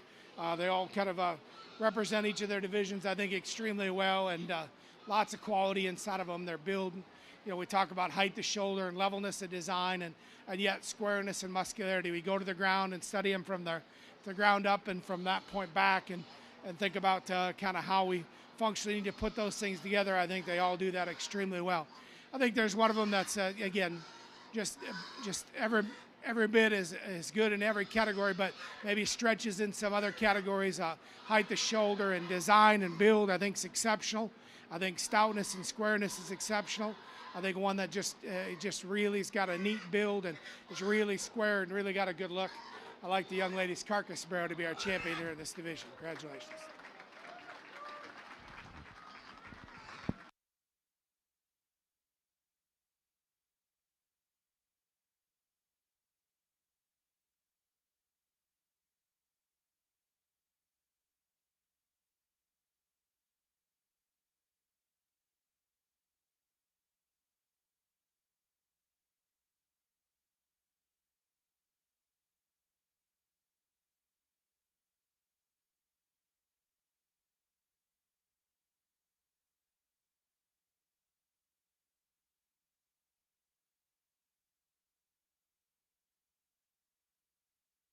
We had in that second from that division, talked about him being stout and muscular and neat up in his front end and having a good look from the side, but maybe kind of pushing outside of himself from behind and maybe not putting all those pieces and parts together.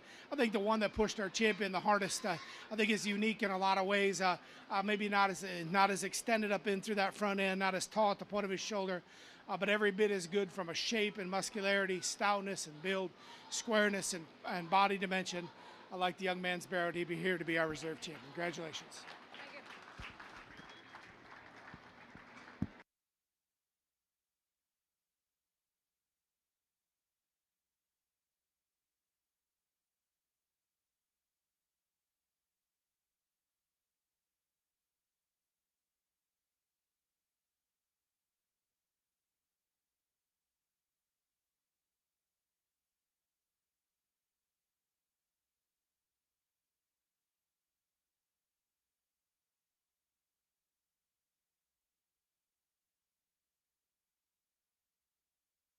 Champion Market Pig goes to El Ployer of the Kingsley Pearson FFA. Reserve goes to Jonathan Sanchez of the Lincoln Toppers.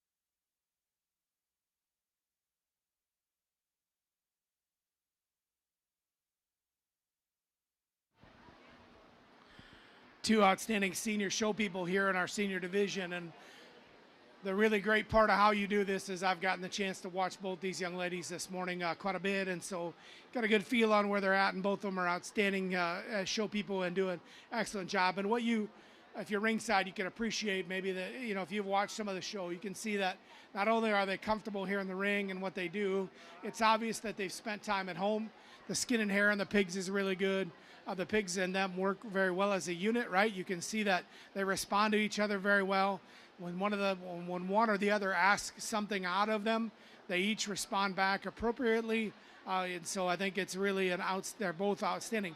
Got them together, and it's rare that I break it on questions. I got them together, and I thought one of them just really hammered it home and talked about how to breed and make the next generation better, and kind of where they might find those pieces, and really kind of has a plan or a path forward. And I think just really good from that perspective. I like the young lady with the Yorkshire gilt to be our champion in our senior division. Congratulations.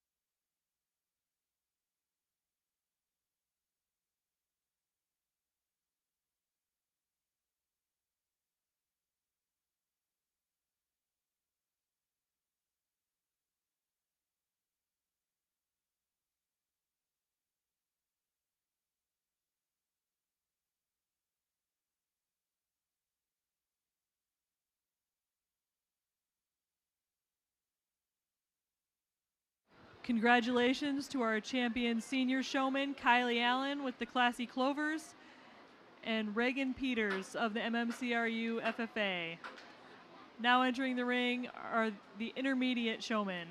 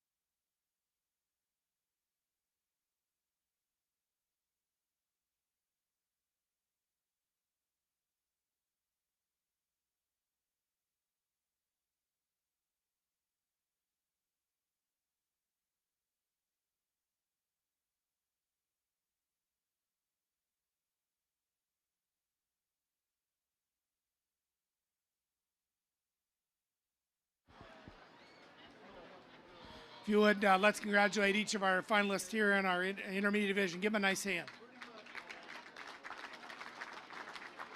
Really, again, another outstanding set of young people here that have done an excellent job if you've watched them all day. And again, we'll talk about, the thing that I'll talk about is, if you look at those pigs, skin and hair's presented right. Obviously, they've spent some time at home. Maybe a little more variation as far as the amount of time that maybe has been spent, because there's a little bit more variation maybe here from that perspective. But I think all of them have done a very, very nice job. I think our eventual champion and reserve probably separate themselves in a couple categories. One, when I get around the ring and as I use the ring, when as an exhibitor, when the judge is giving you the long side of the ring, that's what you want to take advantage of. Take them across the ring and give them a side profile or give them the three-quarter view. Use the advantage of the ring. When a judge pinches you down, use that as an opportunity to take them at them and take them away from them from a side profile, from a chest and then a rear view, because that's kind of what they're looking for from those perspectives. And I think both these young people, when I did those different moves around the ring, just beat everybody to getting to that point. Both of them are very comfortable, and they've got a very good pace. And by that I mean it's not stop and go. It's not stop and go. They just get out and they're smooth. It's obvious that those animals and they have spent a lot of time and they just use the ring extremely well. My champion is the young man here to my right. A reserve maybe not quite as smooth as him, but again uses the ring well, does an excellent job. I'd like the young lady here with the Berkshire to be our reserve champion. Congratulations. Congratulations to all of our intermediates. They all did an excellent job.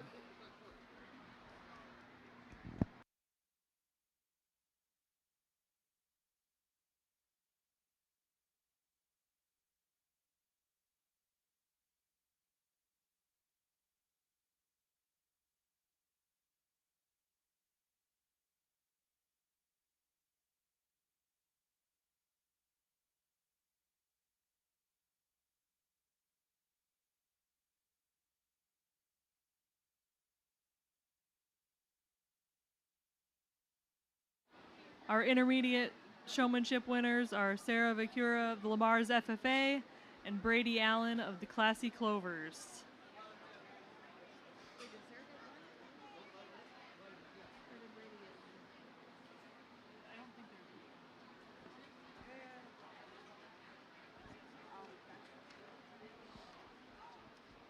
Our trophies for intermediate showmanship were sponsored by the Steve and Tanya Remenschneider family.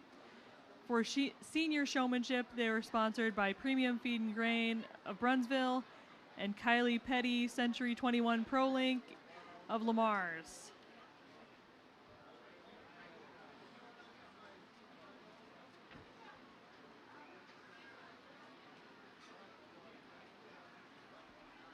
I forgot to announce earlier, the trophy for Grand Champion was from the Plymouth County Pork Producers, and reserve was Gangler Feed Service. Now entering the ring is Junior Showmanship.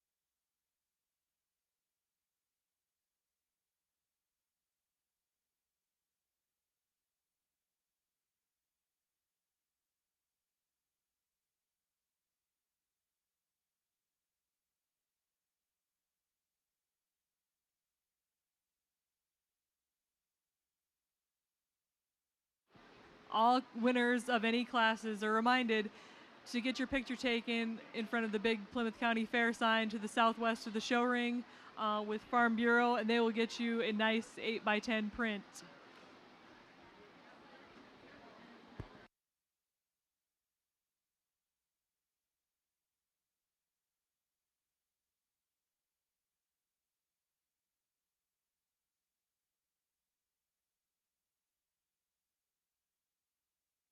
Also, exhibitors, a reminder to sign up for the ribbon auction on Monday.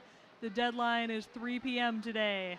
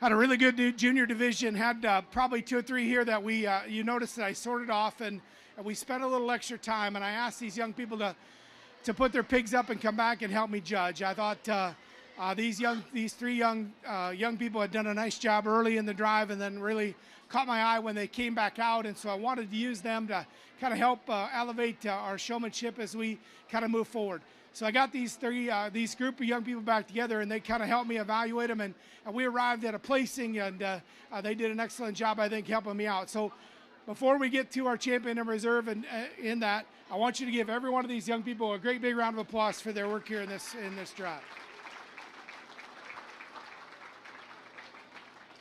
One of the things we talked about is it's a relationship thing, and sometimes one of your partners in the relationship kind of gives up on it, and that's what's happening to our young man here on the right-hand side, and that pig's just kind of given up, and so she's fighting him and wanting to be in the corner, and it's no fault of his. It's just how that pig is today, and that's hurting him. The group kind of came to a consensus when we talk about comfort and getting out and moving, using the ring, and just being very easy and flexible, and you can see that of the group, he's the one that continues to do that. Our champion in the junior division is a young man right here in front of us. Reserve is a young lady, and obviously did an excellent job. Again, pig is starting to kind of wear out on us, and I apologize it took a little extra long, but the hope is that we make next year's junior showmanship even more competitive. Again, let's give them all another great big round of applause here today.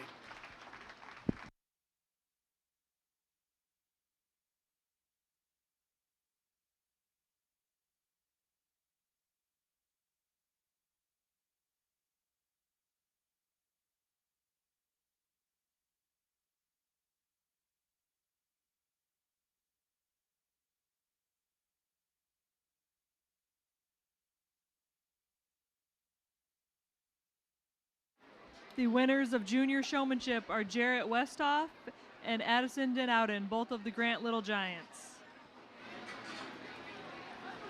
The junior showmanship trophies were sponsored by Randy Croce of Akron, Scott and Tammy Toms of Lamar's, Rick, Stacy, Owen, and Gracie Schrader of Lamar's, and Steve and Tanya Remenschneider family of Kingsley.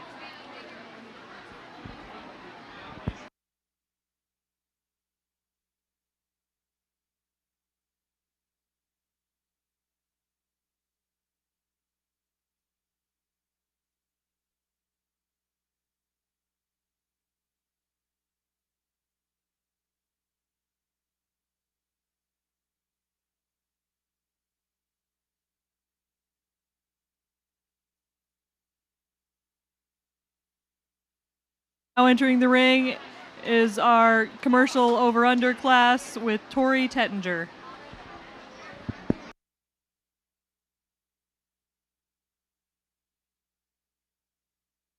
This one here, over-under, a good sound, flexible pig that obviously gets out and travels well. Maybe not quite the density and mass, but certainly one that's very sound, good-bodied, and done a nice job for the young lady. Congratulations.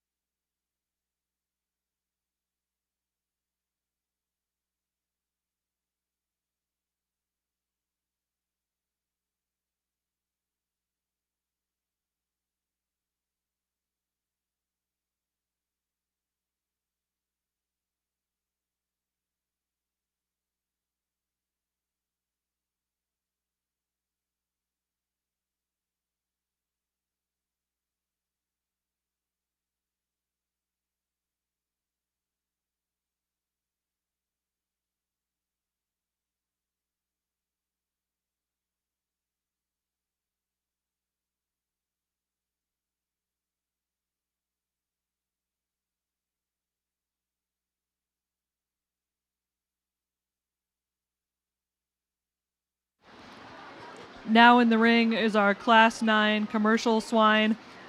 There was an error. These all say gilts, but they're all gilts and barrows. Tia Tettinger, Grant Schrader, Marcus Moaning, Tori Tettinger, Owen Schrader, Emma Langle, Ethan Lee, Finn Thompson, and Allie Walrod.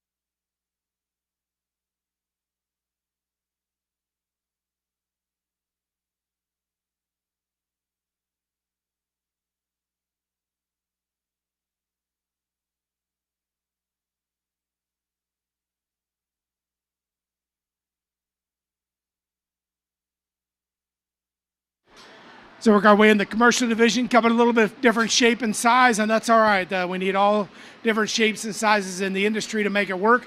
I think we got a good place to start in the young man's gilt here, one that's shapely and muscular, sound and flexible, really bold coming out of her rib and big in the center portion of her body, and got a big, thick kind of a rump, sound, and obviously gets out and moves, I think, very, very well. Maybe a little longer bodied one comes next. Not as good, when you get out into her rump and the way she's made in that portion of her body. Probably has, again, just a little longer, more extended, but gives up some muscle compared to our class winner. Young lady's pig at third is probably the biggest centered one, and I like that about her. Really a big rib gilt that's got some depth to her flank and got some openness to her body cavity, but just like the gilt right above her, not quite as much muscle when you get right in behind her as we find in this gilt that we started the class off with. Big frame barrow comes next, long-bodied, extended, really big in his outline. Again, gives up some muscle compared to what we had to start the class with. I like his growth, I like his performance, I like his design and build. Probably a little bit more muscular gilt comes next, shapely over her top, big out of her rump and got some shape. You can see that she's a little more stilted in the way that she moves. She's a little straighter up out of her front end, a little tighter out of her hip and on her hind leg. Really enjoyed watching this young man do laps around the ring. I gave him a hard time, told him his ag teacher made him run for a little bit longer. But anyway, good design gilt, obviously very sound structured, obviously very flexible, very good moving kind of a gilt. Needs just a shot of muscle if we're going to be competitive. Same for the young man's red belted gilt, one that's sound and flexible and moves good, not quite as muscular, particularly as that gilt that we started the class off with. We got into these three that are pretty similar in their overall build. 8, 9, and 10 are all very similar in the way they're constructed. I thought just varying degrees in width and dimension kind of sorted them. Then we end with the one that's probably the narrowest gauged of the class. And so really a nice set of commercial pigs here. Let's give our young exhibitors a great big round of applause.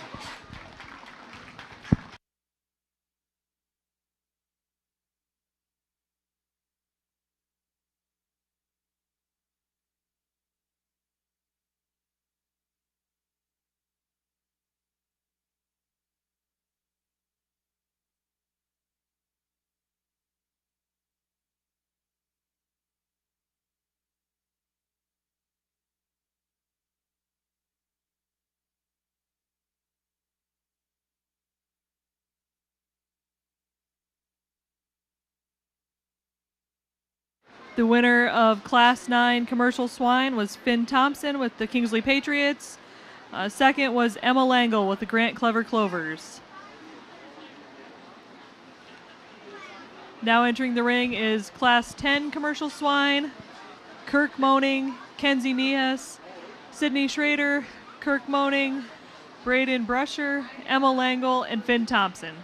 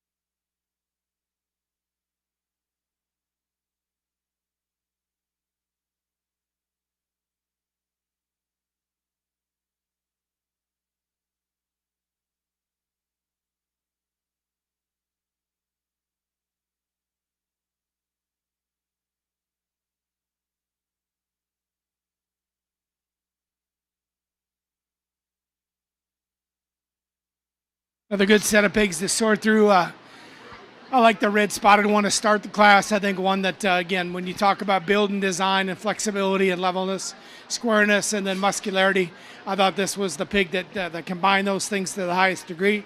Strong down his top, and get right in here, and he's got good shape on her top. Got good shape from a muscularity standpoint. Level, gets out and moves well.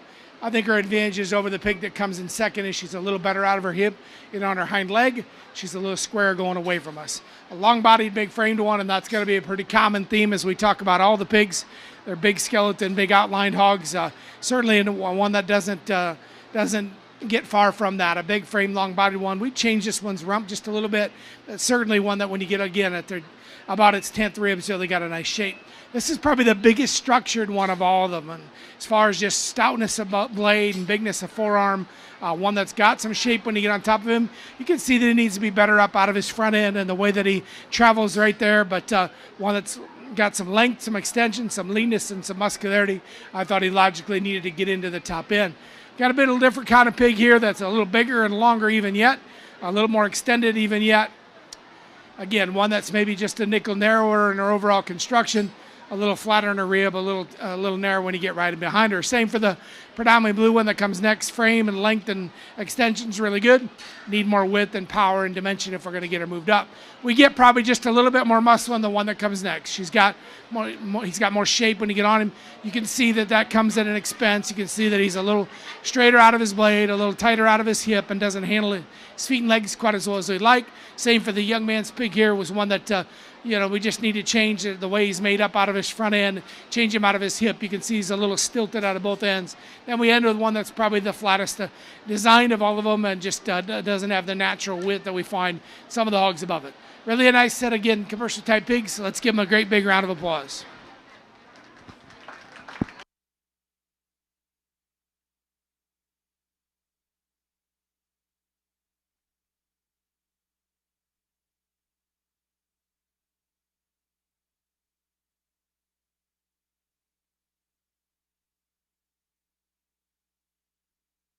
The winner of Class 10 Commercial Swine was Braden Berkshire of the Grant Clever Clovers. Second was Kirk Moaning, also of the Grant Clever Clovers. Now entering the ring is Class 11 Commercial Swine. Eli Schrader, Gracie Schrader, Mitchell Schneff, Isabella Tomlinson, Owen Schrader, Mick Schneff, and Keaton Langle.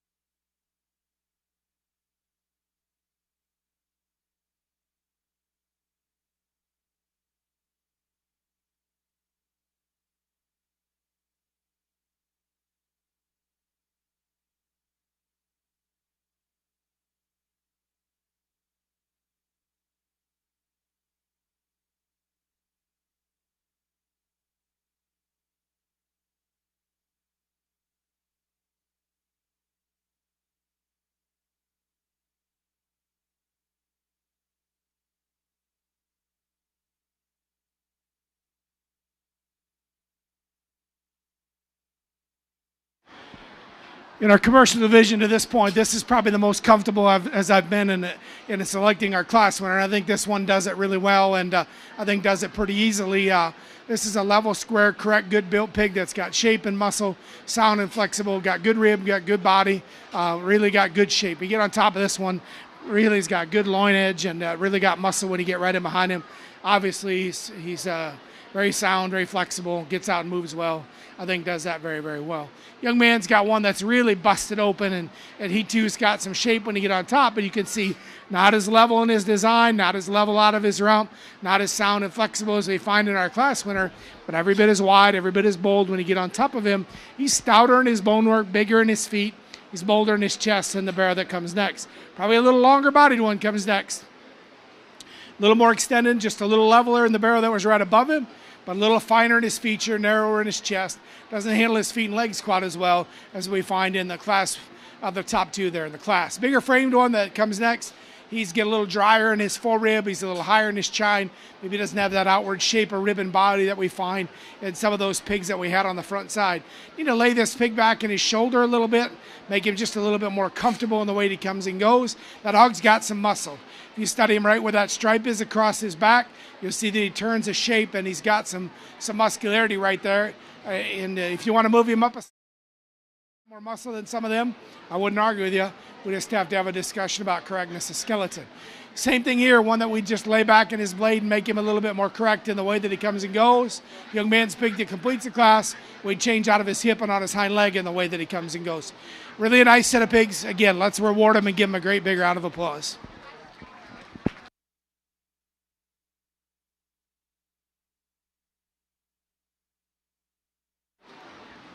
The winner of Class 11 Commercial Swine is Gracie Schrader of the Union Vikings. Second is Mick Schneff of the Union Vikings. Now entering the ring is Class 12 Commercial Swine. Grant Schrader, Eli Schrader, Avery Schrader, Gracie Schrader, Ruby Thompson, Finn Thompson, Avery Schrader, and Marcus Moaning.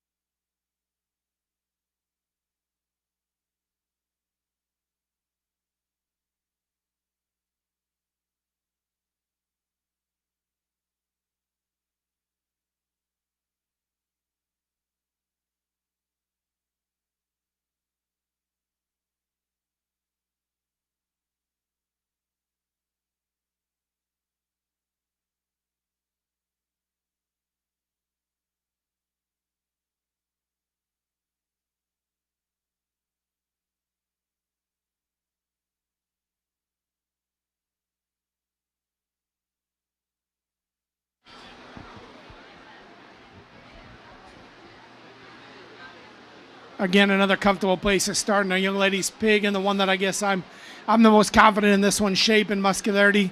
The one that's got the most turn when you get right there at his 10th rib or so. She's got the most, again, length of side and extension, flexibility, and soundness is very good.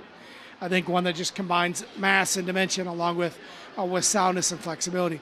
She's stouter and bolder and wider in her chest than the gilt that comes next, but again, one that's sound and flexible and gets out and moves well, and again, one that when you get about to the 10th rib, it's got good shape when you get on the top side of its body cavity.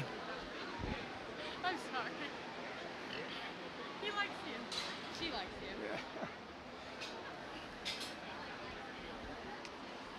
Young man's got a pig that when you get in the top side of this one, on top of him, very shapely, and it's got some muscle. We would lay this one back in his shoulder, make him a little bit more flexible if we're going to make him more competitive. Get a softer sided one here that's probably got just a little bit more waist when you get in the lower third of its body cavity, but certainly got some power and got some muscle and got some dimension. I certainly like that about him. Again, one that's a little softer centered comes next. One that maybe you'd lay back in his shoulder a little bit. Not quite as much muscle as they find in those pigs on the front side of the class, and so that's where we get kind of hooked up there. Then we get into three of them that are all pretty similar in their build. They're big frame, they're long spine, they're extended, they're big in their outlines. But certainly ones that we'd offer just a little more width, a little more power, and a little bit more mass too. Let's give them a nice round of applause. Another excellent set of pigs.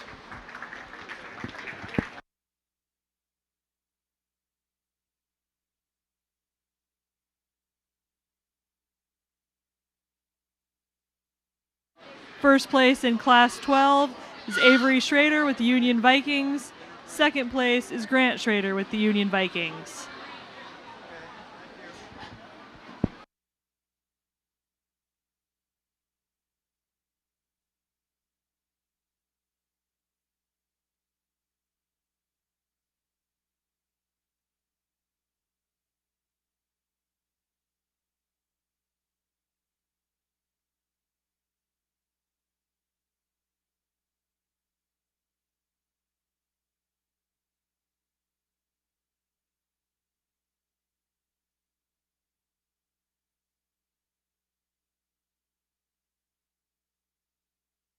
Now entering the ring for Class 13 commercial swine, Sydney Schrader, Lucas Sheehan, Braden Brusher, Avery Schrader, Keaton Langle, Grant Schrader, Gracie Schrader, Calla Langle, Ella Nape, Ruby Thompson, and Owen Schrader.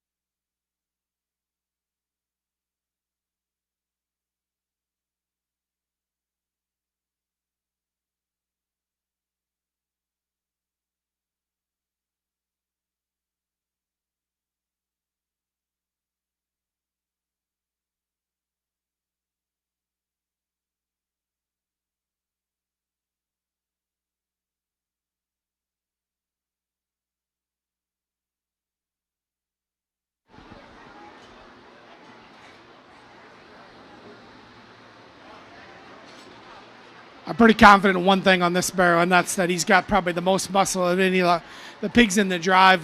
Just shapely and got tremendous turn and shape when you get right here in the center portion of his body. He is amazing. Hey, buddy. Center portion of his body is amazing that way. You'd fix him. You'd change him right here behind his shoulders a little bit if you're going to make him better. But he is one that's stout and powerful. Got a big forelimb, got a big kind of a rump. He's thick and muscular. He's wide and bold. Again, we changed that little bit about him, but I think from a market or meat hog standpoint, that's the one that excels the class in my mind. Red one's better design. He's better behind his shoulder. He's lever out of his rump. He's more correct in his build and design. For those of you that are, maybe a distance off and can't see it, he gives up quite a bit of muscle. And so that's what made that pig so unique to me. The one that wins the class is that he is by far the most powerful of the drive. That makes him win. We'd lay the next one back in his shoulder a little bit, but he does have some shape when you get right into his 10th rib or so. He really opens up and got some dimension. We just need to make him a little bit more flexible out of both ends of his skeleton. Same for the young lady's pig that's going to come next.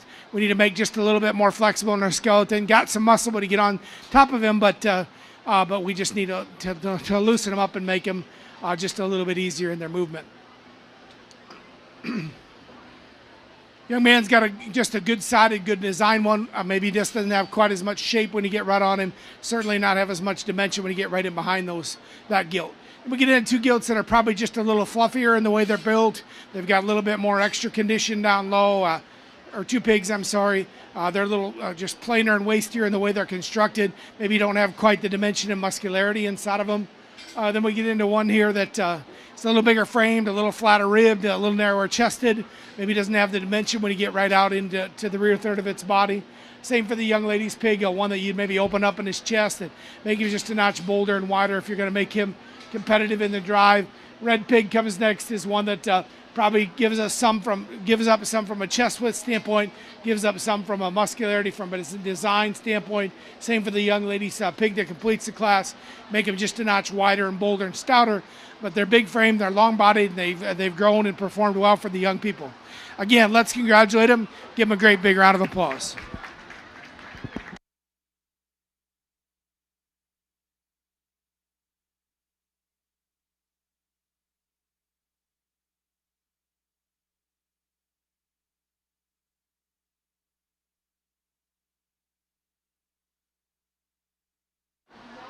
The winner of Class 13 Commercial Swine is Grant Schrader of the Union Vikings. Second is Ella Knipe of Classy Clovers.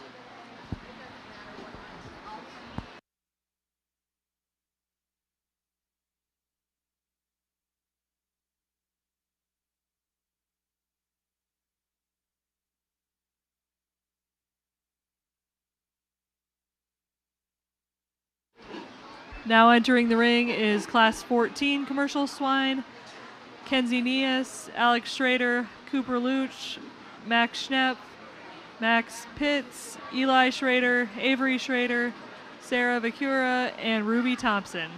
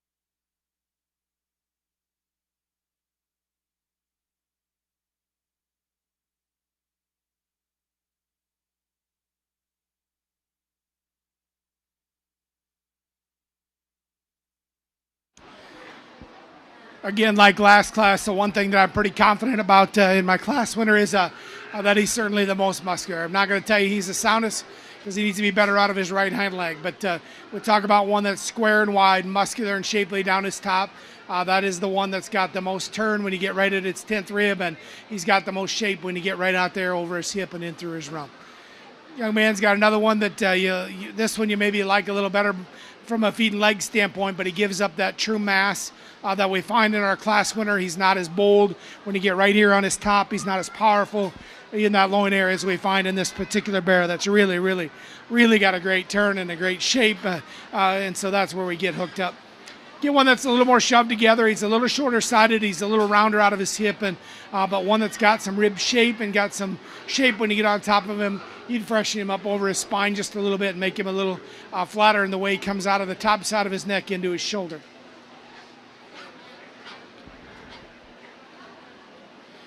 Probably one of the truly biggest framed ones comes next. Height of shoulder, length of body, extension is really good. You probably offer that one just a shot of muscle. Same for the young man's pig. Frame, length, extension is really good.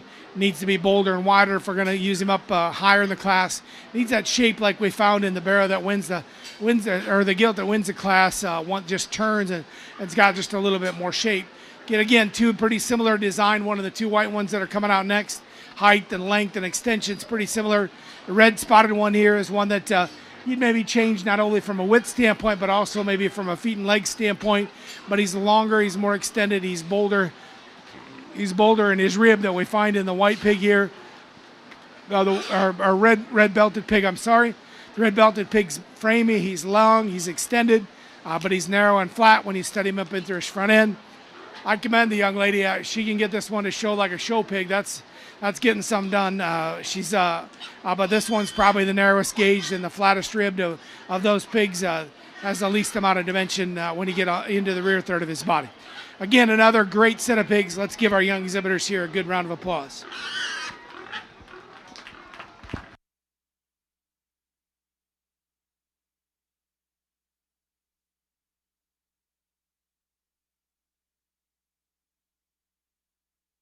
Our winner of Class 14 was Ruby Thompson with the Kingsley Patriots. Second was Cooper Luch with the Union Livewires.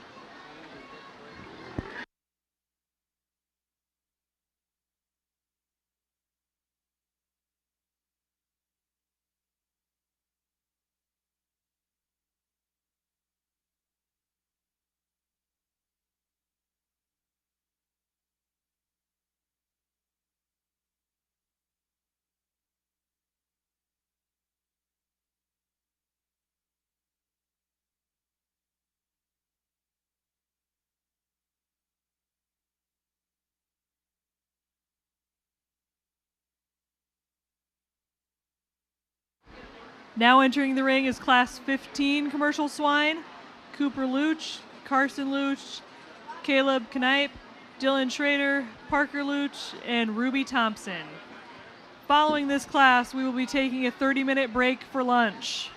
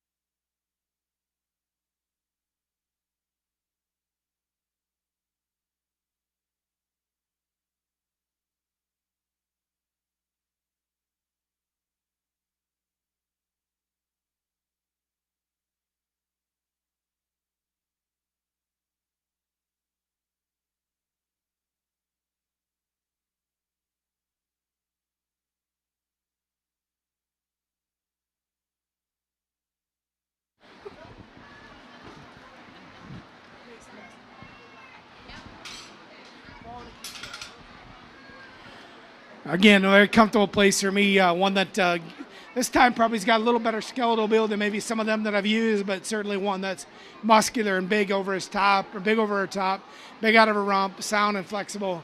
Gets out and does some things really, really well. Big frame barrow that's long bodied and extended comes next. He's a barrow that does have some shape and some muscle when you get right there at his 10th rib. He's got some dimension. Probably not as powerful out of his hip as we find in our eventual class winner, but I like his frame. I like his length. You get right here, and that thing's got a good shape when you get on his rib. Maybe not quite as powerful when you get right in to the rear third of his body. A little more moderate one comes next. He's a little lower, just a little lower set to the ground, a little quicker in his build. You'd lay that one back in his shoulder a little bit. You'd square him and open him up in his chest to make him just a little wider at the ground. We get into 2 or 3 actually very similarly constructed ones. I thought this probably had the most shape and was the freshest of the 3. I thought this was probably the biggest framed of the 3, but probably had the least natural turn. And then this is probably the stalest of the 3 as far as his chine bone being up out of the top side of his blade. And he's a gilt that gilt is probably it's the flattest when you study her in through a rib in her forelimb. Really, again, another excellent set of pigs. Let's give our young people a great big round of applause.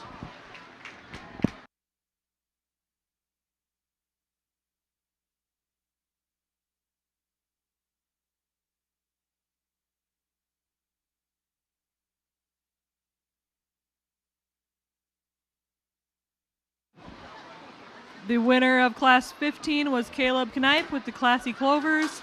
Second was Dylan Schrader with the Union Vikings. Now we'll take a 30-minute break for lunch, and the pork producers have a nice meal for us back there. So we'll meet back here about 12:50.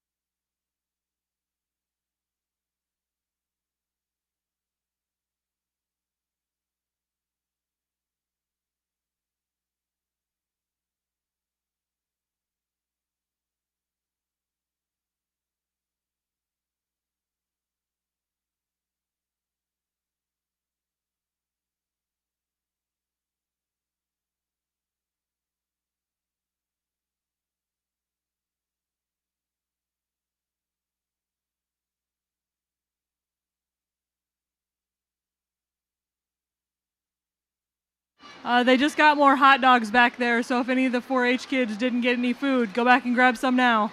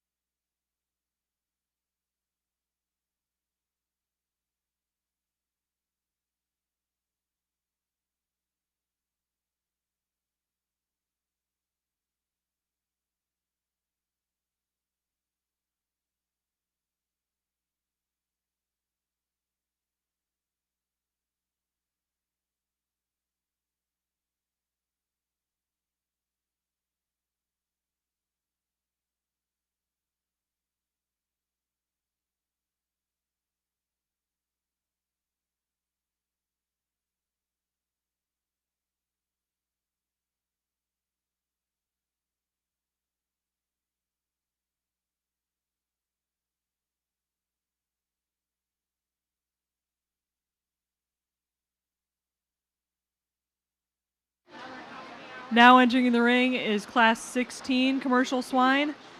Mitchell Schnepp, Mick Schnepp, Cal Langle, Ella Knipe, Grant Schrader, Eli Schrader, Gracie Schrader, Mitchell Schnepp, and Finn Thompson.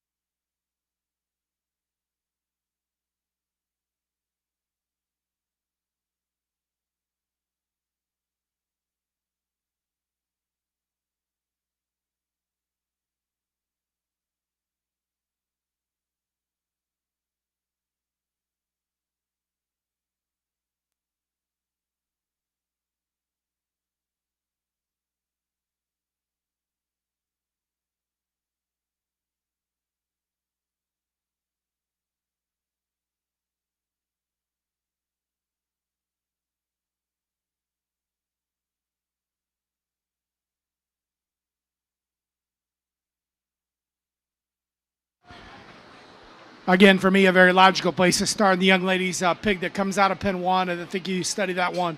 Relative to the drive, that's the robust, big-centered, muscular one that's square-topped and big-ended, certainly flexible and sound enough where he goes. You'd raise him at the point of his shoulder if you're going to be critical, but he's stout, he's wide, he's bold, he's muscular, he's flexible. Certainly one that puts lots of quality together. 2 and 3 are very close. They're very similar in the way they're constructed. Go ahead and drop 3 out also. I think hogs that are probably bigger centered and, I got some center body mass and some dimension. I thought the young lady's pig probably was a little more mobile. Thought to get out and handle the ring just a little better, but both of them got shape, both of them got muscle, both of them got the right kind of body dimension, the right kind of body, just feel and the right kind of look. And that's where they really probably have an advantage over the red pig. I think the red hog's probably got more muscle. I think when you study this gilt at about her 10th rib, she's very shapely and's got a good turn right along her loin edge. She's dry and hard. She's a little pinched in her heart. She doesn't have that extra center rib that kind of gives you the look of performance and growth, and so that's where you change her. That's where this gilt is better. She's got more rib and body, but doesn't have quite the muscularity, not quite as bold, not quite as wide all the way throughout. Same for the blue one that's going to come next, and just a big, long kind of a pig that's deep, but doesn't have the muscularity inside of it. This one's probably got just a notch more muscle when you get right at his 10th rib. He's got a little more turn and shape right there.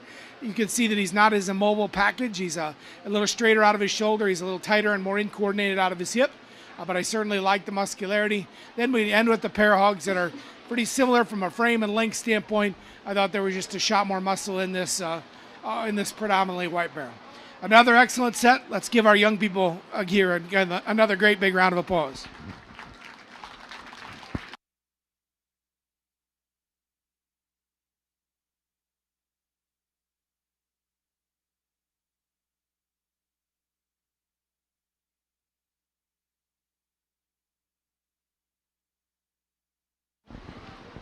The winner of Class 16 was Gracie Schrader with the Union Vikings. Second was Mitchell Schnepp with the Union Vikings.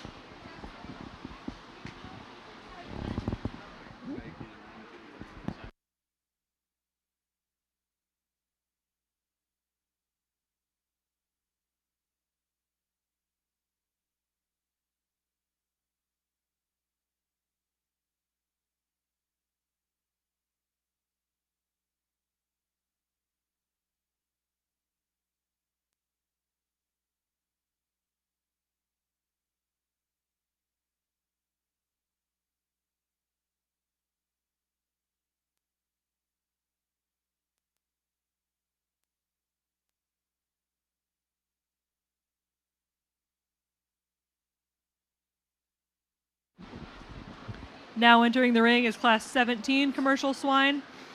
Parker Luch, Carson Luch, Max Schneff, Delaney Walrod, Alex Schrader, Brady Hirschman, Parker Luch, Lucas Sheehan, Caleb Knipe, and Addison Embry.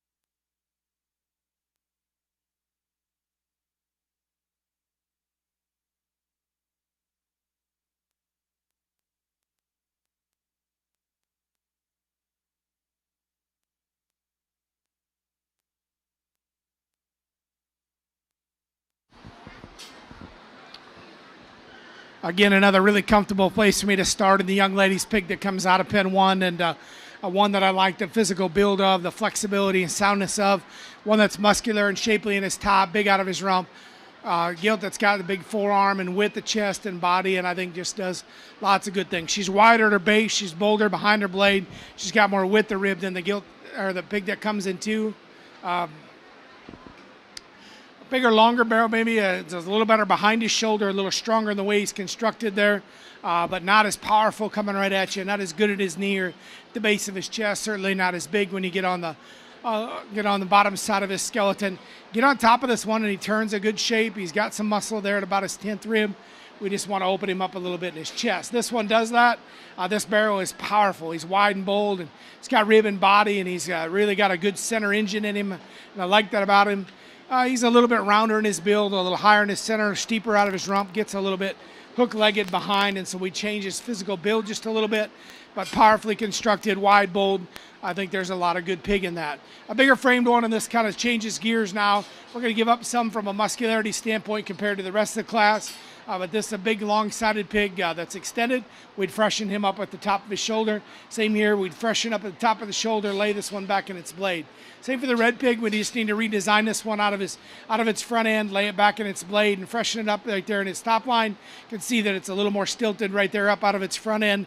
This one's probably got a bigger kind of butt than those that were right above it, just a little bit more power right back in there, but just a little bit, again, more stilted up front. Get into one here that's maybe a little more flexible than the one right above it, but not as much muscle in him, a little flatter and a little drier in his build. This is a good bodied one that it's got some depth of rib and heart, and I like that about it. Just from a muscularity standpoint, not as powerful behind its blade, certainly not as powerful. If you watch it walk from behind, it actually crosses its hind 2 legs, and so we need to offer that thing more shape, particularly as it gets away from us. Big frame, long-bodied one here that, again, we just need to give a little bit more shape to. Then we end with one that we'd like to just redesign his feet and legs just a little bit. End with 2 here that we'd like to redesign the feet and legs just a little bit. They're a little soft. This one's a little softer footed, a little softer from behind. It doesn't get out and kind of handle the ring. Same for the young man's pig, the one that we'd lay back in his blade just a little bit and make it just a little sounder in the way it goes. Really a nice set of pigs again. Let's give our young kids here a great big round of applause.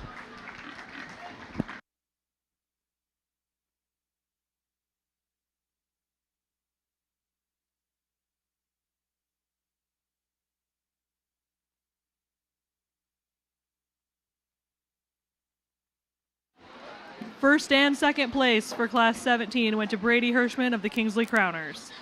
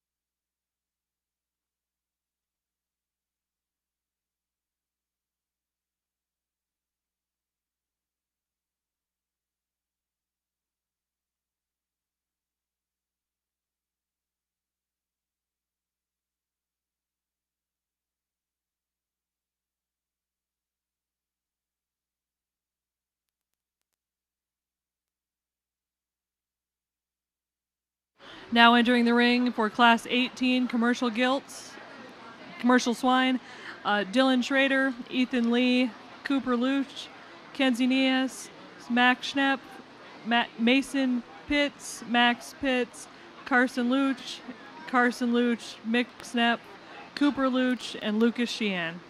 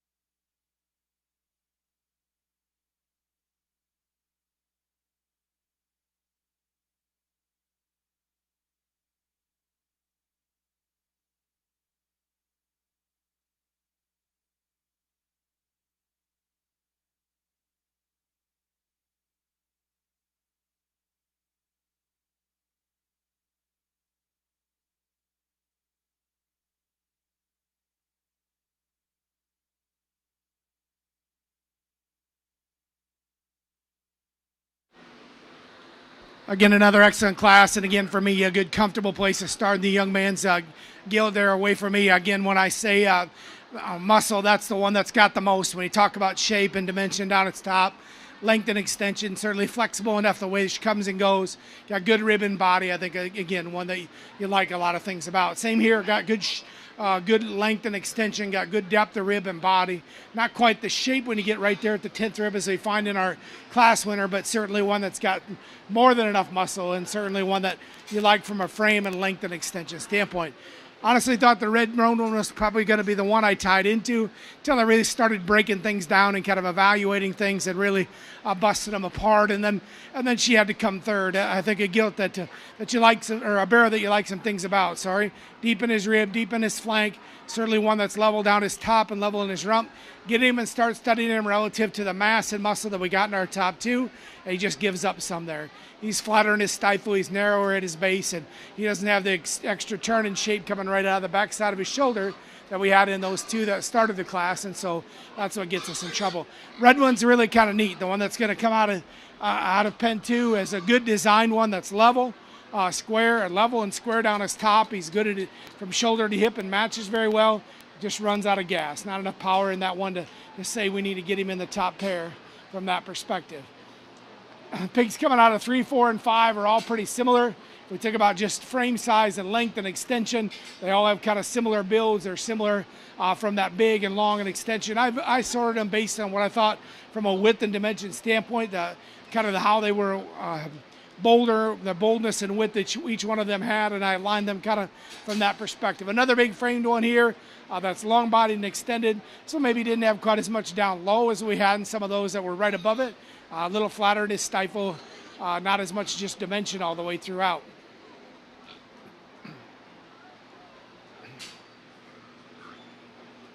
Seven, 8 are going to be, again, as they come out, the ones coming out of 7 and 8, some similarities. There's some frame and some length and some extension.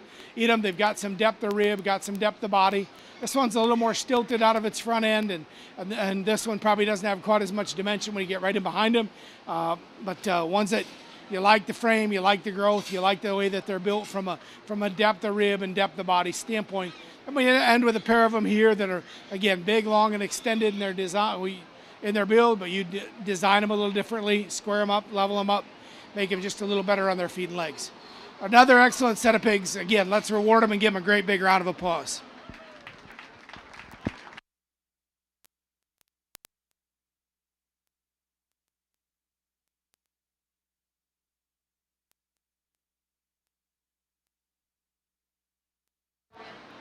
The winner of Class 18 is Mason Pitts, Grant Clever Clovers. Second place is Max Pitts, Grant Clever Clovers.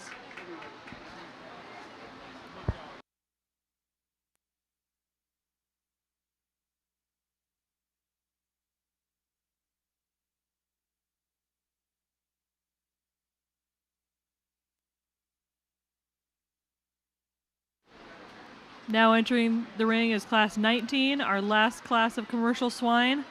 Sarah Vicura, Max Pitts, Mason Pitts, Alex Schrader, Parker Luch, Mason Pitts, Lucas Sheehan, and Max Pitts.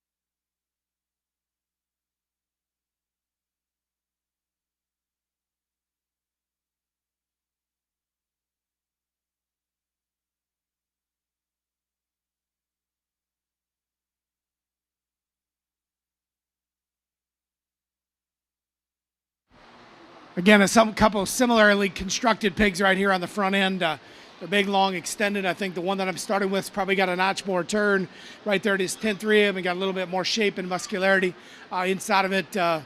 Frame, length, extension, muscle product. I think that's the one that does it the best.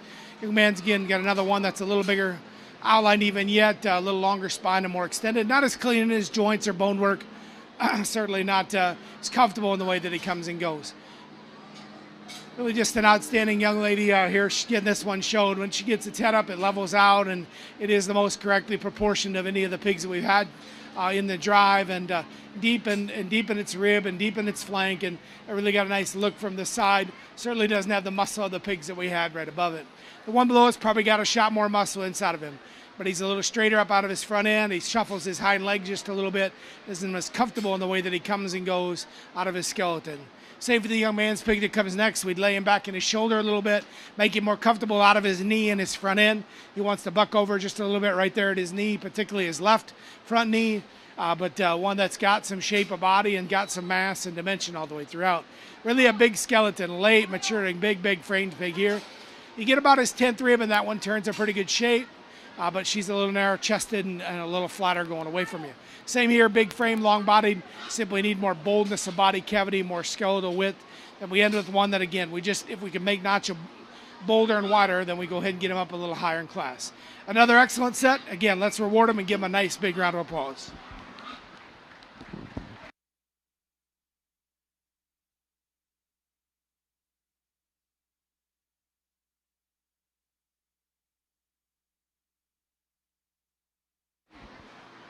And the winner of Class 19 Commercial Swine is Mason Pitts with the Grant Clever Clovers. And second is Max Pitts with the Grant Clever Clovers. We'll now bring all the class winners back in to select a champion commercial pig.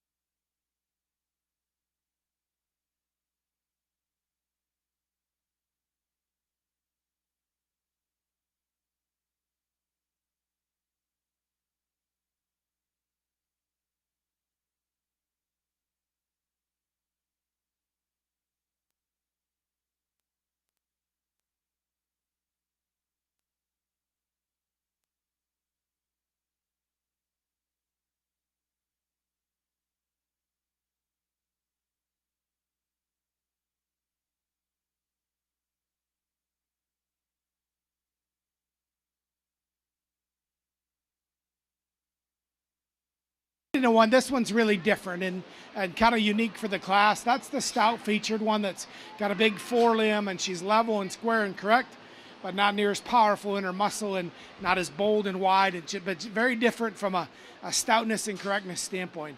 Here's one that's got some shape and some muscularity. She's a little more rigid on both ends of her skeleton, and by that I mean she's a little more more labored in the way that she moves out of her feet and legs. And we get into one here that, like the front 2/3 of, runs out of gas just a little bit when you get right in behind her. Doesn't have quite as much muscle in her stifle and down into the lower third of her ham, and so just proportionally wise probably doesn't balance up quite as well as we had in some of those that we had on the front side of the class.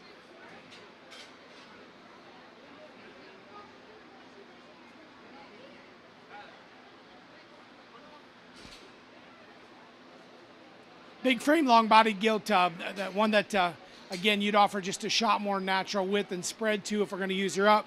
Same for actually the next three. They're all three of them we need to make just a notch bolder and wider if we're going to get them up any higher, but they're extended, they're big frame, they're long-bodied, they're lean, they're hogs that have obviously grown well. We just need to change their proportions just a little bit. Let's give a nice round of applause. Another excellent class to work through.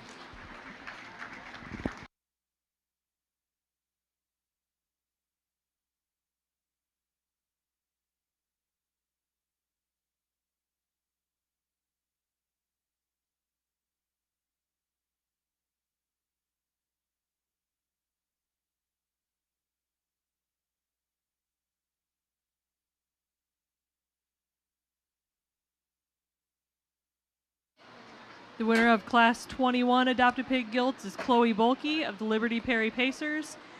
And second place is Emma Brennan of Classy Clovers.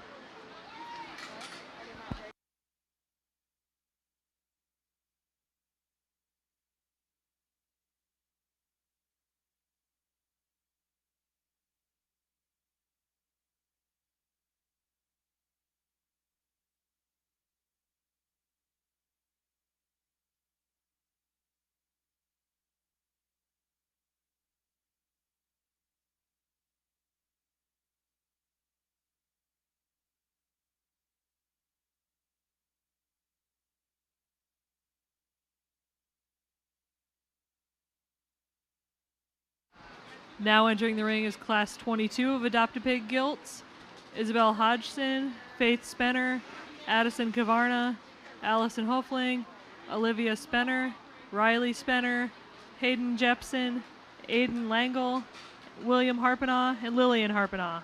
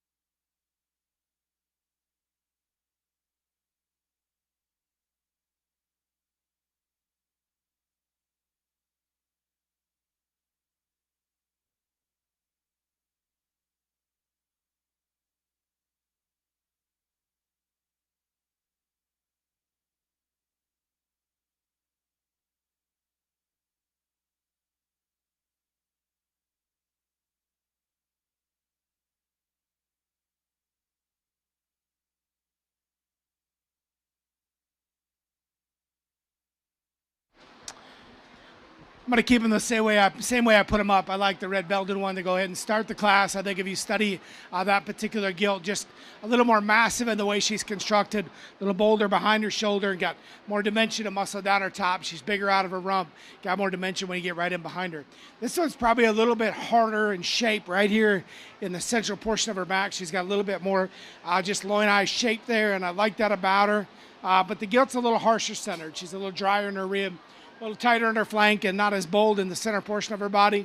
Further, she's not as stout when you get right into the fore portion of her rib and the way she's constructed that part of her body, and so gives up some of that just stoutness that we got in the gilt that we go ahead and drive off. Probably the one that's the stoutest of all of them is the one that's coming next, and that comes out at the expense of being probably just a little beyond her prime as far as an end market weight. This one's probably just a little bit beyond that point. Got quite a bit more flesh on this one. A little wastier in the lower portion of her body cavity, and one that probably, if I had to guess a weight's probably pushing that top side of the window just a little bit from that perspective. Bigger framed one that comes out next, a little more extended in its design and pattern. One that, again, we'd offer just a shot more muscularity to if we're going to go ahead and use her up higher in the class. Here's one that I'd like to lay back in its blade just a little bit and maybe make it a little better in its knee and its front end. That one's a little straighter, particularly out of its left front end than we'd like it to be, so we want to rotate the shoulder back and let him use its front end just a little bit better. Here's one if we can strengthen behind his shoulders and then offer the gilt just a shot more muscle, we get a little more excited about because she's sound and flexible and gets out and moves well. Get one that's a little narrower gauged here, a little higher in his chine, a little flatter behind her blade. Doesn't have quite the muscle, same here, just a little flatter and more and less muscular as you study them throughout their package, throughout their, the way that they're built. Similar deal here, a bigger framed one that's longer spine that you just like to blow open and make a notch bolder and wider. We end with one that's maybe the biggest structured of those that we've talked about. Got big feet. We need to make it just a little bit more mobile. Certainly open up and give it just a shot more muscle. Another outstanding class. Again, let's give our young people here a great big round of applause.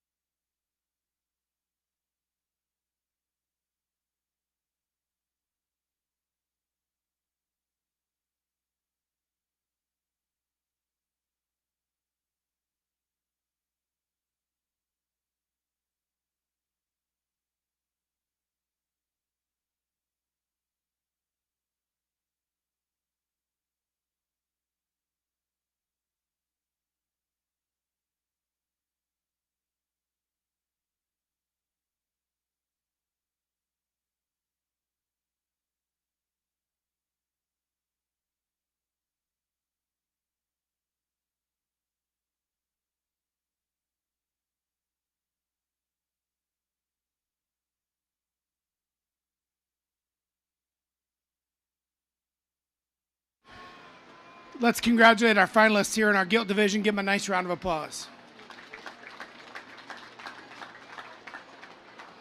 Again, three high-quality individuals. I think there's one that's, again, a little stouter and wider and bolder, got just a little bit more muscle, and yet one of them that's probably a little better in her design. She's leveler out of her rump, better set out of her, down her top line and the way that she's put together. I like the young ladies gilt on this end of the ring to be our champion in our market gilt division. Congratulations.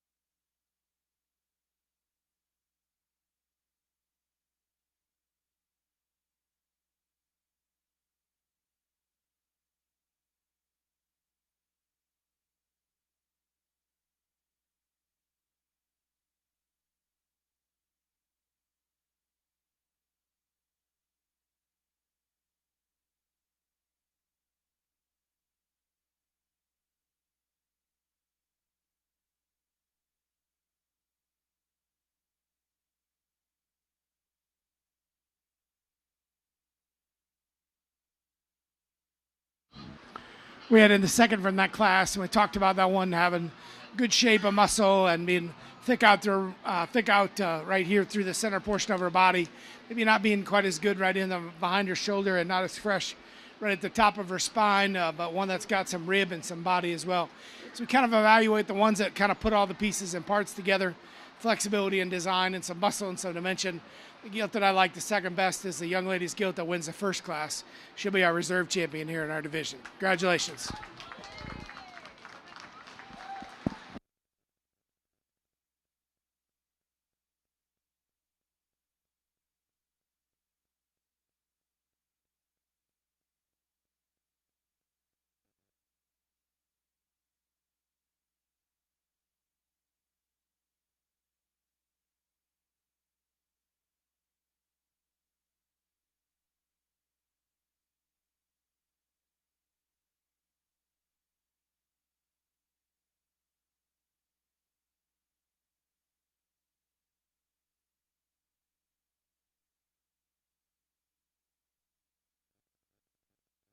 The champion Adopt-A-Pig gilt was shown by Chloe Bolke. The reserve shown by Zoe Jepson. Those trophies were sponsored by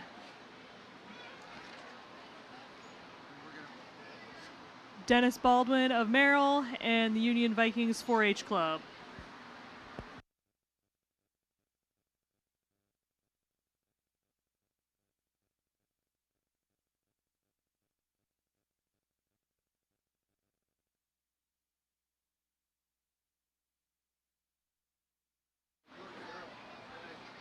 Coming into the ring now are our Adopt-A-Gilt Scan champion and reserve. Ella Clemmy's pig had a loin area of 9.21. Zoe Jepson's had a loin eye area of 8.51.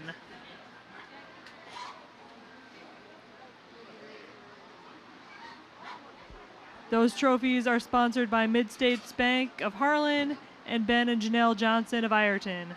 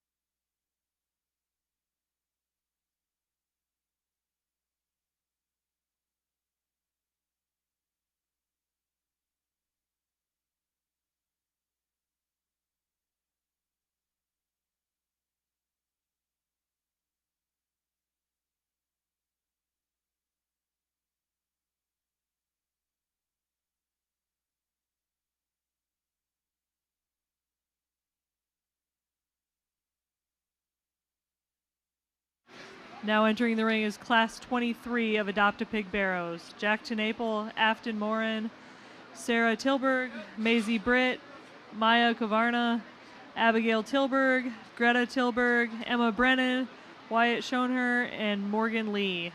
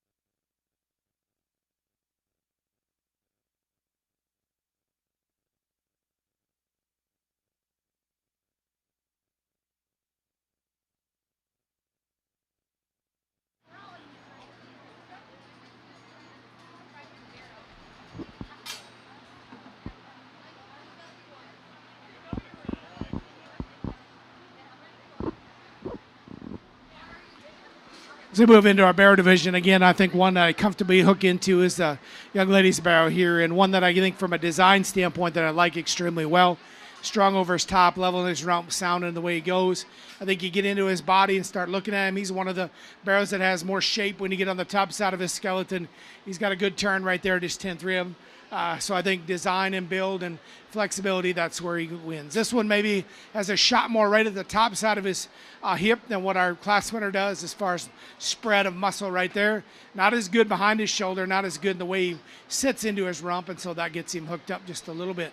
Young man's got another good designed one here that simply doesn't have quite as much muscle. He's flatter behind his blade, gets more nondescript behind his shoulder, works his chine up out of the top of his blade. Time's just working on that one a little bit. He doesn't have the true natural shape inside of him. Another good designed one that's flexible and easy moving. Again, another one that you just offer a shot more muscle to. You're going to work him up any higher. Get to one here that I'd redesign his front feet a little bit. He's a little flat-footed and wants to turn out on his front feet. Give that one a shot of muscle, and then we get more excited. Red one here needs a shot of body. Just needs to be spread wider in the lower part of his skeleton and given more internal dimension, but a long, extended pig that's big in his frame size. Big outline barrow here, one that's long-bodied, one that, again, you'd offer just a little more muscle, particularly right in behind his blades. We get into a bigger one here that's even larger framed and probably one that, again, you'd offer just a little bit more hip and stifle to, a little more muscle when you get right into the rear third of his body. Then we end with one that we'd lay back in his shoulder a little bit and make him a little more mobile in the way that he comes and goes. Again, another excellent set of pigs. Let's give our young exhibitors here a big hand.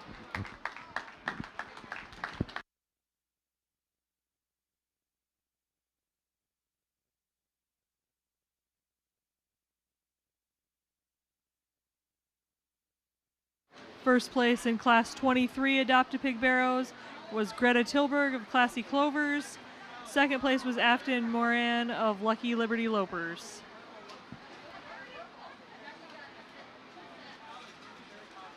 Now entering the ring for Class 24 Adopt-A-Pig barrows, Ella Clemmy, Olivia Spenner, Alyssa Stiles, Blake Schoenher, Isabel Hodgson, Aiden Langle, Jenna Hofling, Addison Kavarna, Zoe Jepson, Allison Hofling, and Faith Spenner.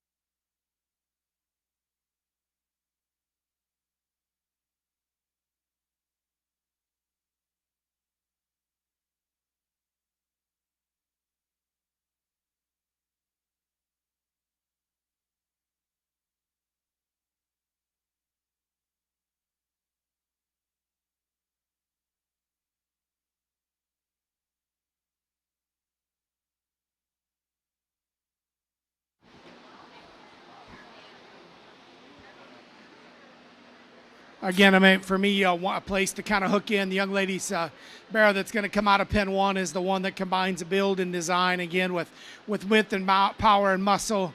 That one you get into his 10th rib or so, shapes very well. Get out behind him, he's got a big kind of thick rump. And so you get off the side of him, and his shoulder and his hip match. He balances very well from the side. It's a stout-featured one that's got a good chest and a good rim. Same for the young lady's pig here is one that's got some rib and some body inside of him.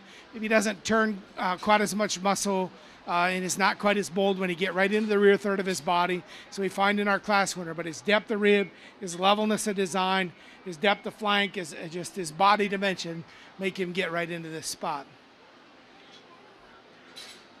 Get into one here that I like, again, a good bodied one that's got good rib, got good dimension, not as strong behind his shoulder, doesn't open up with as much shape right behind his blades, and certainly one that when you get into the rear third of his body doesn't have as much dimension in his ham, and so probably gets him a little bit hooked up there. Want to redesign this one out of his knee and his front end. Wants to kind of twist and turn up out of his front end, and then wants to get a little disconnected behind his shoulder. Doesn't balance and put the proportions together like the hogs that we've used on the front side of the class have. So next pig out, big, long, extended one. When you freshen up behind his shoulder, give him just a little bit more shape all the way throughout. Gets a little plane right in behind his blade. Same for the young lady's barrow, one that you just give a shot more muscle and power to. Just a little bit plainer behind his blade, and not quite the dimension all the way throughout his body cavity. White barrow might be the biggest frame barrow that we've seen so far. I mean, height of shoulder, length of body, length of rump. That is a big outlined hog. He's also a narrow-based hog, and so he needs to be bolder and wider if we're going to get him up. The red barrow does that. He is a little bit bolder and wider. He's a little straighter out of his blade, a little stiffer out of his hip and hock. So we need to make him just a little differently in his skeleton. Same for the young lady's barrow. We need to redesign this one's skeleton just a little bit. Wants to be a little close at his knee and at his knee, and doesn't handle his skeleton quite as well as we'd like. Young lady's got a big frame, long-bodied one. Again, we redesigned the skeleton of that one just a little bit, fixing behind his shoulder, out of his rump, the way that it proportions all together. Then we end with probably the one of the bigger framed ones that's our hardest and driest in his heart, and the hardest and driest in his rib. We just need to give that one more body and more dimension. Another excellent set of pigs. Let's give our young exhibitors here a great big round of applause.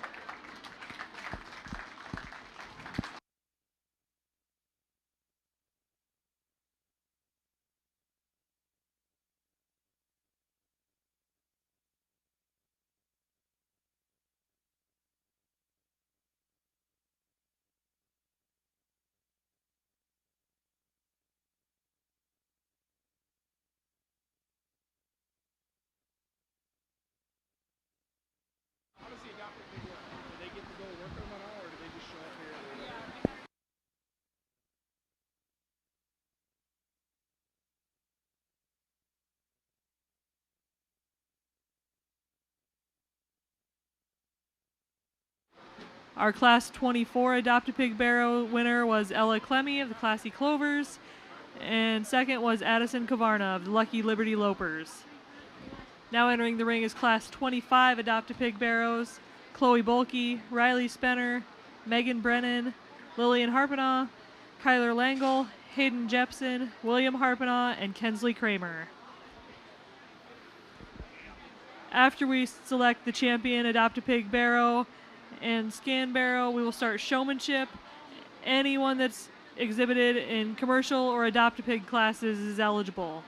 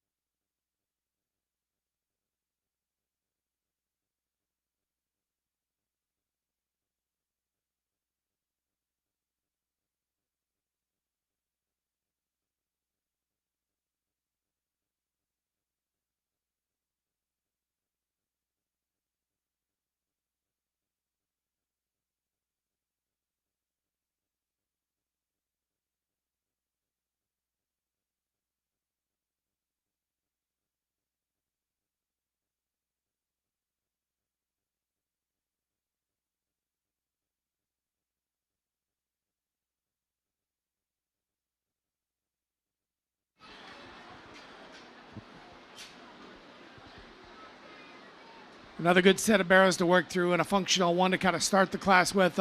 Good bodied, muscular, big top, big ended. Really got a good rib, a good dimension all the way throughout his center body cavity. It's got shape, got body, got power. Young man's got another one that I like the body dimension of and just the depth of rib, depth of flank. I like this one quite a bit. He doesn't maybe have quite as much dimension when he get right out in through his rump. He gets a little flatter. There it is, stifle, and he wants to get closer, set at the ground as we find in our class winner, but I think one that complements him from a design, build, and depth of rib standpoint. Probably the biggest center one comes next. This one we need to lay back in his shoulder just a little bit and make him a little sounder in the way he's made up in through his front end. But one that's got huge center body, got muscle when you get on the top of his body cavity. Really a soft-centered one that comes next, lots of dimension in this one. Comes a little bit apart behind his shoulder, a little steeper out of his rump. He too is one that we'd offer just a shot more muscle to if we're going to use him up higher in the class here today. But I certainly like the depth of rib. I like the body. Certainly we need to lay that one back in his shoulder just a little bit. Very similar. The next two are very similar in their build. I thought this one had just a shot more muscle inside of it. When you study right there, it's 12th rib, 10th to 12th rib right in there. Just a little bit more shape, a little more dimension, but big, long, extended hogs that are deep in their ribs, deep in their body. I like that. And then we end with a pair of them pretty similar as far as frame length and extension. This one might get me in trouble, and if we think about from a carcass standpoint, trying to read where he's at behind his shoulder, and I see him being just a little loose in that portion of his body. If he's not, then there's muscle inside there, and I've misappropriately read that. But if there is, I just don't know what he is right here, whether there's muscle there or whether it's condition. But he's a big frame, long-bodied barrow, and I like that about him. We just need to offer him a shot more true shape right there. Big framed again, one that's probably a little bit dry over the top of his shoulder. He's a little coarser up in through his front end, and certainly one that we'd offer a little more muscle. Congratulations to those exhibitors. Again, let's reward them and give them a big round of applause.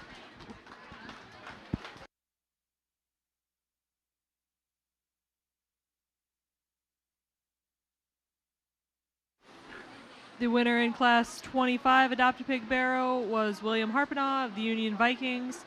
Second went to Kyler Langle of the Union Vikings.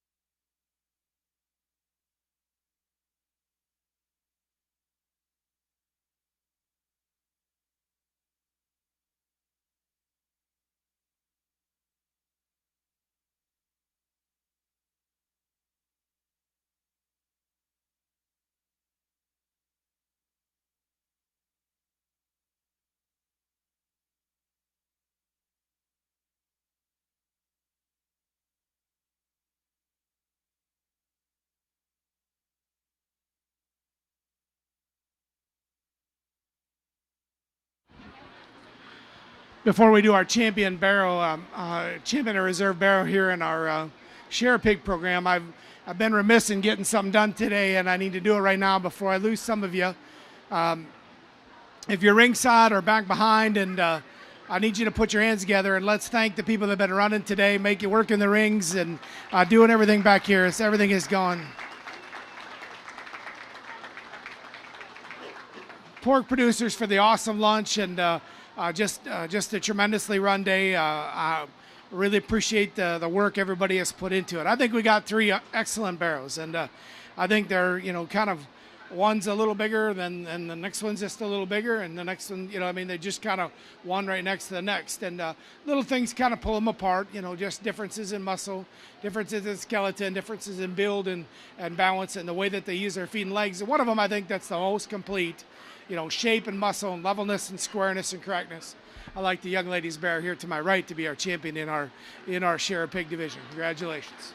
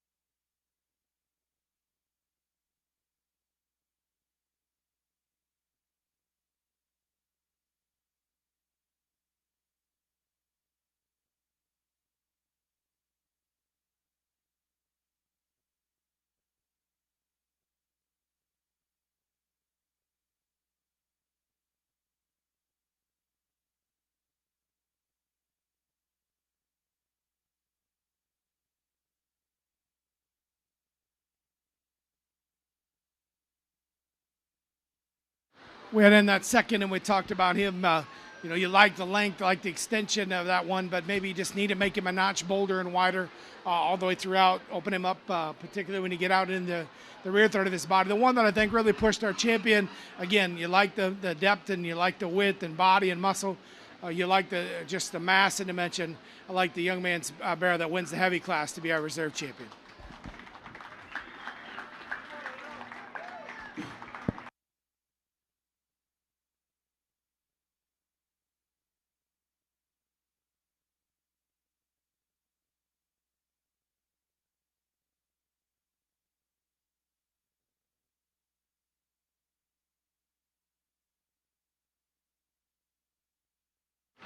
The champion Adopt-A-Pig barrow was shown by Ella Clemmy of the Classy Clovers. Reserve was shown by William Harpenaugh of the Union Vikings.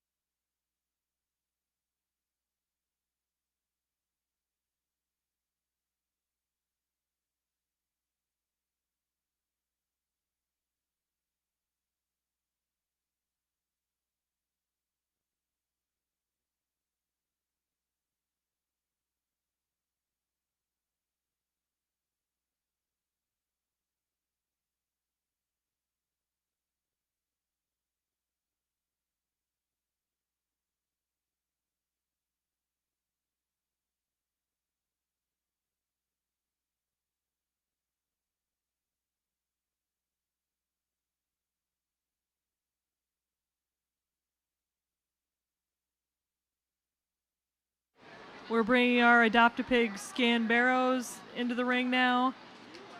The winner was Aiden Langle, and his pig had a loin-eye area of 8.59. Second was Afton Moran with the loin-eye area of 7.15.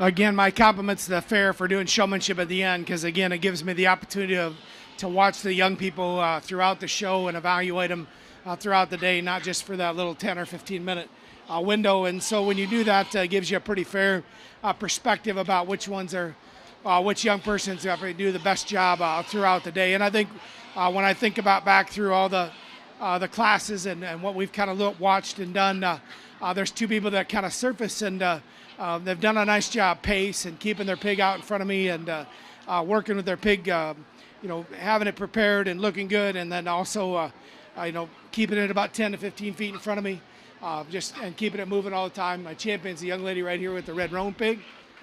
Congratulations. All right. Again, very comfortable, does a nice job, keeps it in front of me, does an excellent job. And the other young lady, and it's got nothing to do with the fact that they've got sashes on, but again, very comfortable with what she does and does an excellent job, great pace.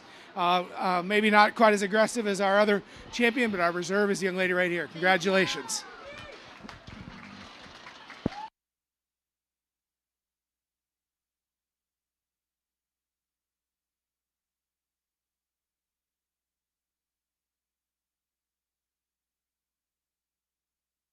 Our senior showmanship winners are Lillian Harpenaugh, the Union Vikings, and Morgan Lee of the Classy Clovers.